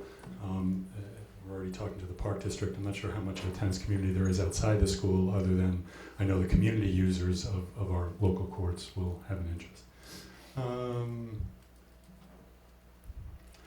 Okay, I'm going to have to look at the committee and say, consider removing baseball and softball from consideration. I would, Ralph, you have a comment on that? Yeah, I'll just ask for comments on that. You were going through the list of additional information. Yes. And this is a matter of additional information. You're about to move over into another. No, I didn't. This is just page 2 of additional information.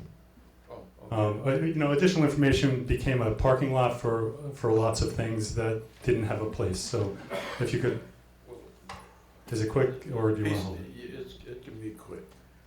What would happen, and I'm not sure we have an answer to this, what would happen if the school board decided in the middle of January to go to do what is necessary to get on a ballot for a referendum without even knowing where the pool is going to be? Given the fact that no matter what we do, it's going to cost at least $40 to $50 million. I don't know whether you have to specify the details of exactly where you're going to spend in $40 or $50 million. Okay, I'm going to put it up here with whether it's required. Can we do one without specificity? Yeah, can you meet the filing deadline without even worrying about where you're going to put the pool? Because we need the money regardless of where you're going to put the pool. And it seems to me that we almost have a consensus that future taxpayers ought to share in this as opposed to just. I don't want to jump to a consensus on things we haven't even talked about. So yeah, thank you. So let me just keep running through this. Any thoughts on how we should think about softball and baseball? I mean, we've clearly said let's focus on tennis and the one or two options that may be alive on off-site. Yeah, I think that from everything I've heard there, I'd probably be in Peter's camp where tennis seems like the most practical. But, I mean, if we're gonna really look at what's possible, and we're looking at, different places we could put off-site, I mean, in the time we have left, we should consider any one of those three, in my estimation. I think the likelihood is that tennis is the most likely and reasonable to do. But until we can cross off that there's no real alternatives of where we can move, and to Chris's point, I really like this idea that we're gonna move one of them. How can we actually improve in that move? If we can't find that, then those two should be taken off. Great, thank But you. we're And that not goes there to yet. Kathy's point that if we're going to acquire, then it could be for whatever works on the space that we acquire. Exactly. So it doesn't make sense to eliminate it, but to recognize that in terms of seeking partners and seeking sites, the priority seems to be tennis or an auditorium. Tom? I was just gonna agree that it seems that, echo your comment, that if we're talking about looking for a new site, it really should be driven by what's the best fit to get the best possible off-campus opportunity, and that may be anything at this point. So there's a look for a site or whatever will work. I will fine tune that. It's not as broad as I really mean it. Any other comments on that question at the moment? So let's try to keep moving. So talking to tennis, let's come back to the when we're going to meet question in a moment. So the possibility of acquiring, that's the same thing I just wrote over there. So it's not, I said it twice. Better cost estimate on renovating pools. We'll work with Leggett and Henry Brothers on that question. Jeff, can I just add one comment related to Please. tennis? There was a suggestion at the previous meeting that there was the potential, and I'm just saying potential, to look at some courts on the upper level of the parking garage. And that would put PE tennis back in the swing, and it would possibly get you to your 2 sites of practice facilities.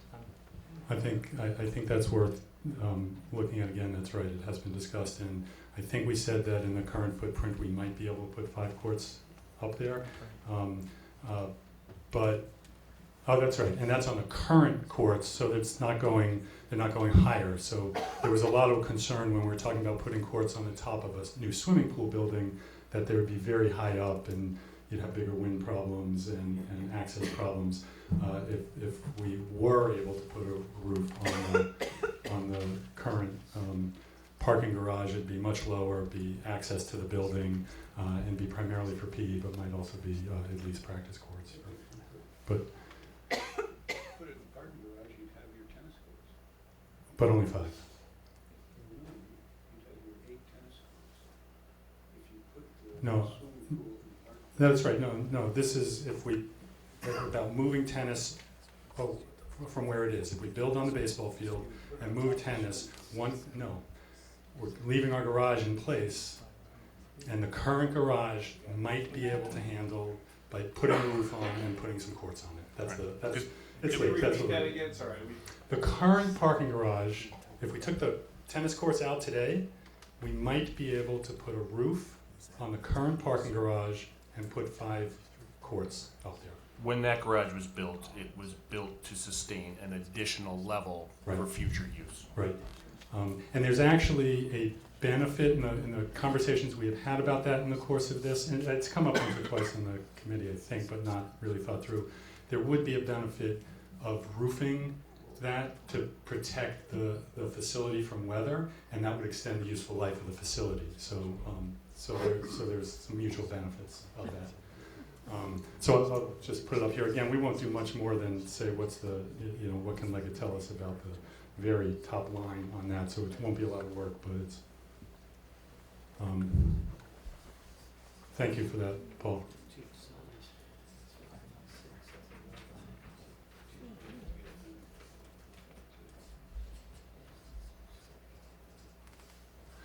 Okay, better cost estimates on renovated pools said that.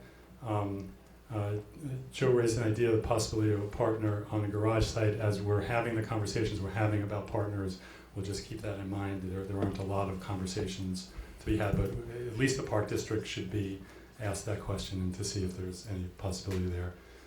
And exploring offsite partner, that's the same question. We're just looking for partners.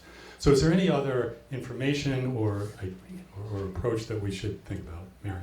Could we get, just like the price per taxing unit that if a $60,000 or $50,000 pool would cost? So there's 100 taxpayers in Oak Park. What's the additional amount of money it's gonna cost? $21 for $5 million of debt. Okay. $21 on On a a $400,000 $400,000 home, so that number we have in last meeting's presentation about bonding. Right. So there are different ways to talk about cost per taxpayer, but if we were borrowing money to do it at $5 million, amortizing that over 20 years, that's the number that we've come up with for that. So wow, an information request that I could actually just answer. I like that. Anybody else have any easy ones? Not easy ones. It wasn't necessarily easy, but okay. My recommendation would be that we do all the work we can between now and the 15th. We come back and we report on it and talk it through one more time. But wait until January 5th to make a recommendation. But if the committee would rather that we put a action item on for the 15th so we can decide if we're ready, then we can always postpone it and still hold the 5th open. What are your thoughts? I would advocate postponing it to January 5th. Just have the next meeting be another informational discussion with no action taken, but we could certainly get a sense as we did tonight, of where the committee might be going. Much deeper into it, yeah. Other thoughts? I would say, what's the harm in giving us ourselves the option I agree. to agree to one? We don't have to, but if we get there, then, you know, I can stay in the Caribbean for another day.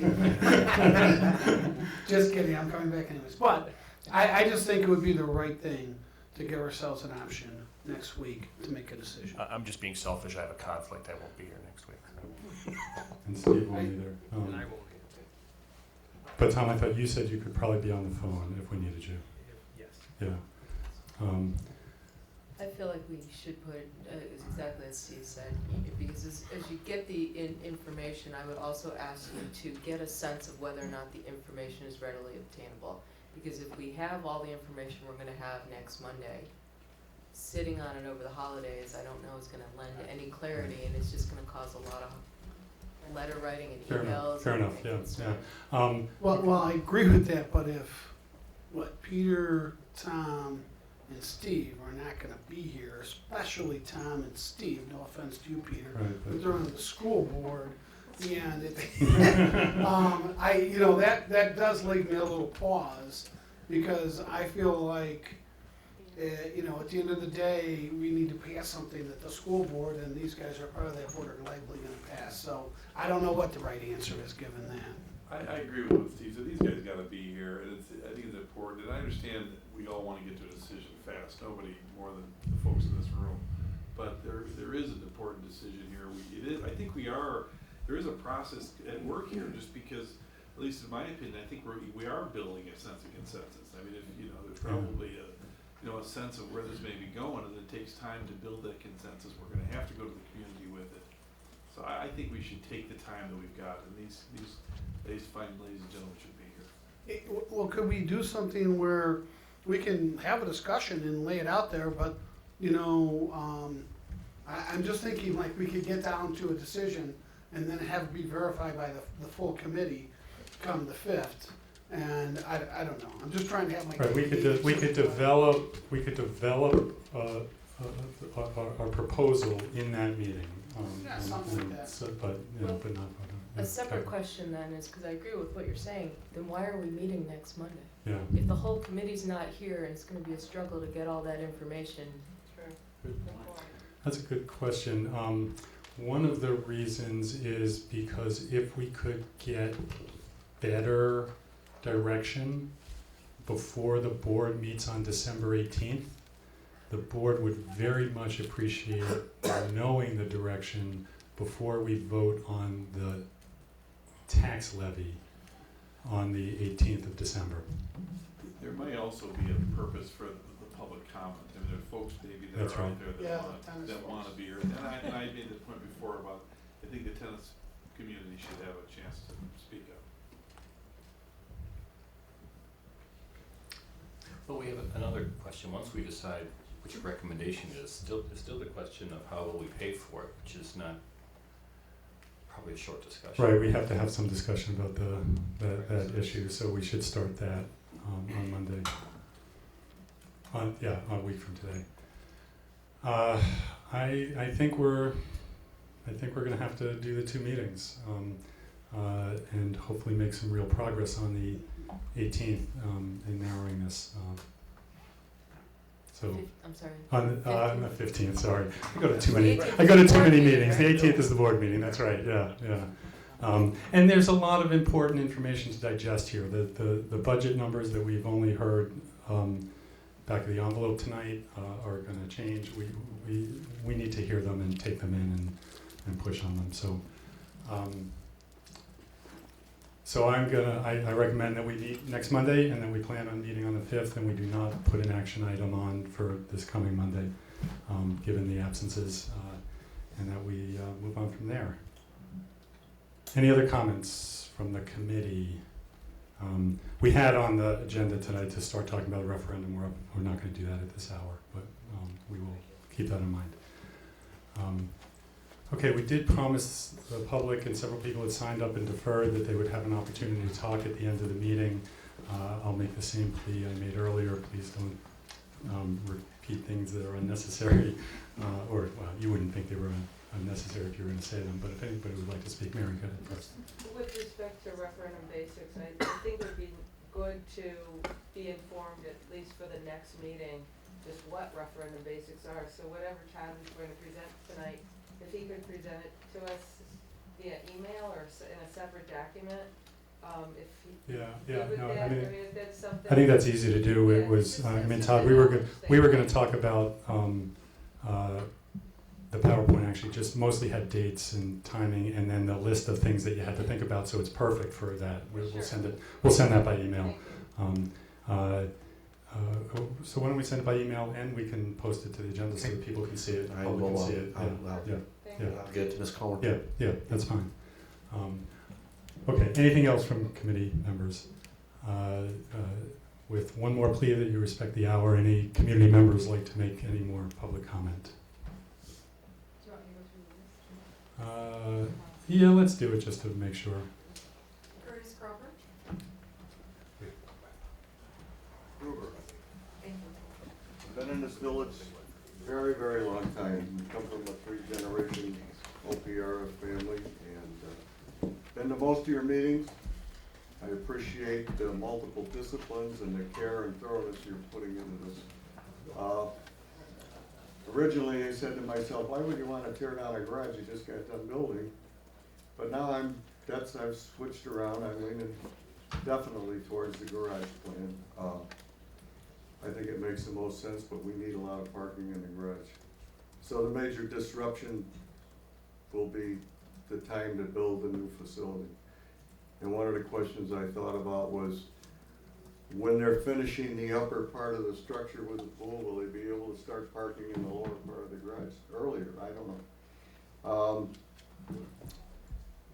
And I guess the one thing I don't understand is that the new long course pool will handle all our PE needs during the school day.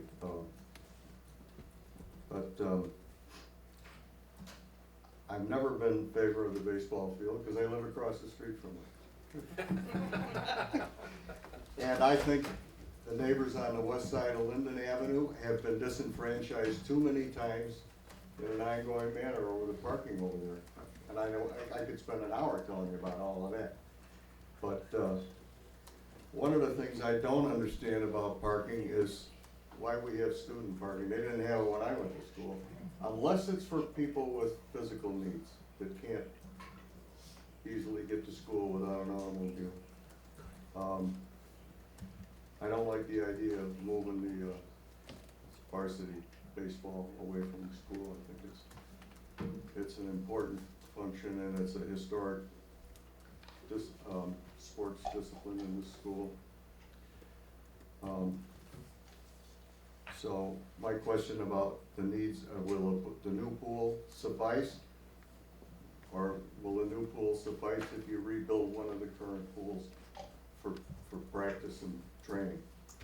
So I think those are the main comments I wanted to make tonight. Thank you.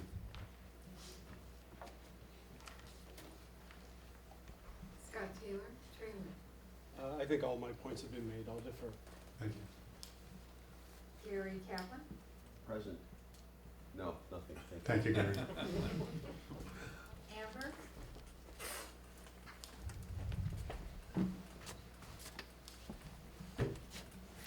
I'm gonna state my name and. Yes, please, name and address. Amber Stitzel Breha, 1113 Washington Boulevard in Oak Park.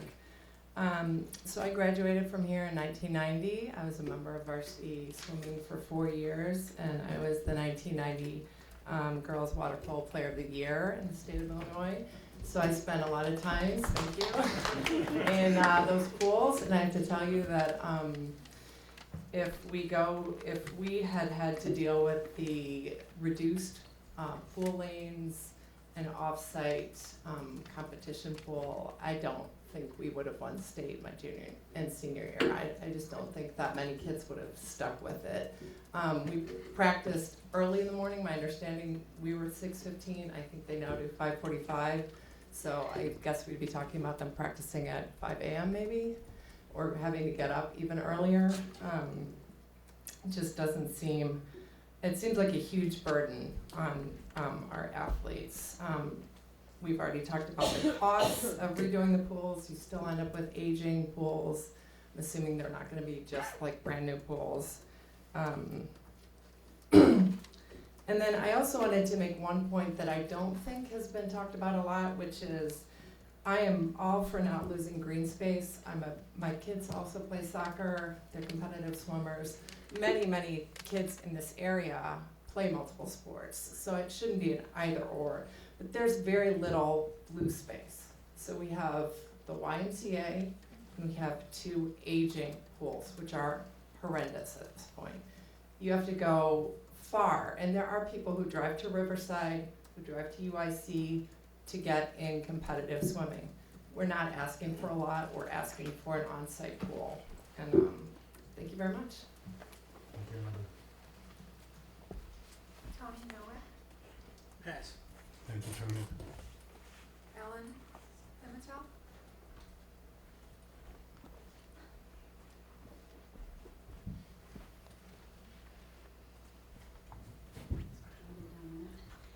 Ellen Pimentel, 147 North Lombard Avenue here in Oak Park. Most of what I kind of wrote out to myself has been said, so I'm not going to do that. But I just wanted to react to some of the things that I heard in the comments today, and I thought it was a really great discussion. I think with respect to the off-site solution, plus the renovation of the pools, our pools just, they can't get us much longer, and this off-site thing sounds like that's going to take a while, if we can even find anything at all. I know my child who has asthma who swam had asthma attacks in the West Pool every single time he was there. I know other kids have nearly been carted off in ambulances from swim meets. My kids swam in many other pools, never had asthma attacks in any of them. It's not the chlorine level, it's something else. So we really can't wait a whole lot longer to find some mythical place. In addition, I really agree with Mary that it's not just a sequencing issue with the renovate 2 pools, build a new pool thing. It's also, you're asking for 3 pools. I mean, I'm a member of this community. I can't imagine in my discussions at the dog park every day when I'm defending the need for a new pool, and people, I cannot imagine anyone there or anywhere else that I go and talk about this thinking that 3 pools is a good solution. I just can't imagine anybody supporting that at all, no matter what kind of argument you make. I think with respect to the baseball fields, I think the aquatics community probably has less stomach for inconveniencing other sports than anyone else because we've been inconvenienced so much ourselves. I mean, we've been inconvenienced for years with the condition of the current pools. We had a year where we didn't have a swim season at our pool because, and with no warning whatsoever, because of the drain thing. And we have no diving still. So I don't personally have a lot of stomach for inconveniencing other sports. And I think the discussion about the possible pros of the parking garage was really excellent. I think you guys shaped up an argument here that would convince some people in this community. I don't know that it would convince everybody, but I think you guys shaped up a really excellent beginning of an argument for the many pros, including the saving of green space, but also the saving of open space. I value the green space. I also value the open space, and putting a building in that set of fields really just blocks out what little open space we have. So I liked that discussion. I think you guys made a really positive start on that. Thank you. Nancy Eason, Karen Stewart,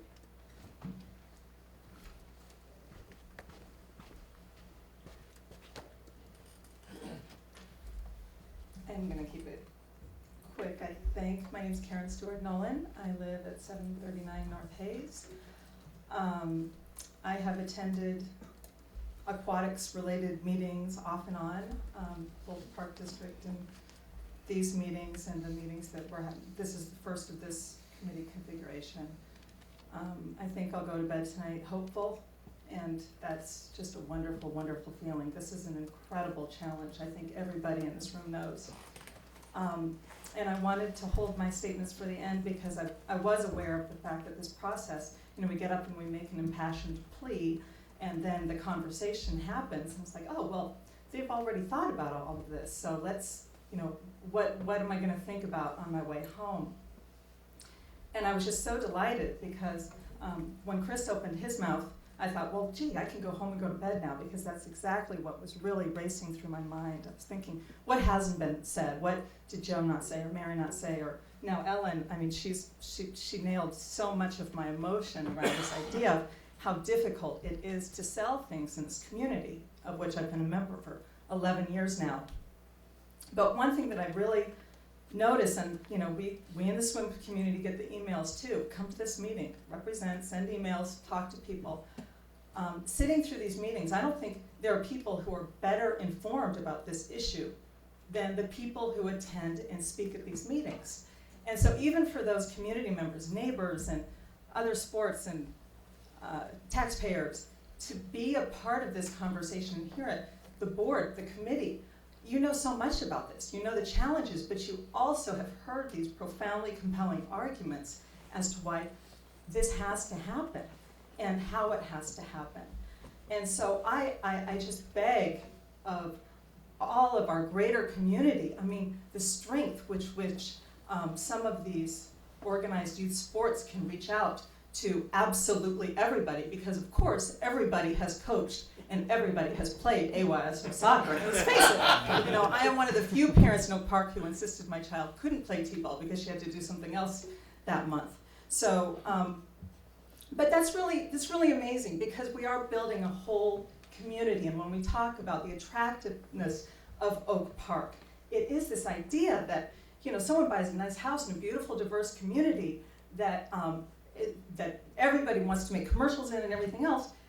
We're not raising a swimmer. We're not raising a baseball player. We're not raising a basketball player. We're raising athletes.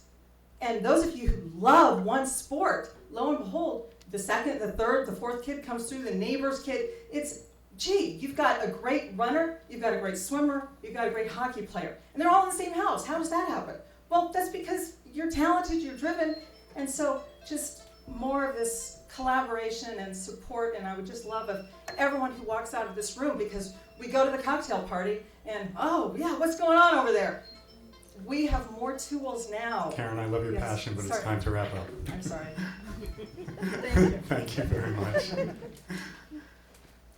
That's all on the list. I'll give one or two more people a shot if anybody has anything they're ready to say. I'll pass Karen and other people. Great. Got the point Oh, did we miss you on the? You were. I'm so she- You were I'm the not only as name tall- on one I'm of not the as pieces of tall paper as I you. am. I'm sorry. Yeah. Can't see me. Yeah. Okay.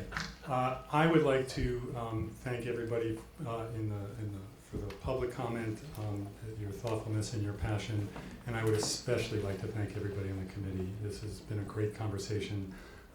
Your commitment to this process has been unflagging. I appreciate it all. 2 more meetings, we will solve it. And I'll entertain a motion to adjourn, please. So moved. And second, and all in favor. Good night, everybody. Thank you.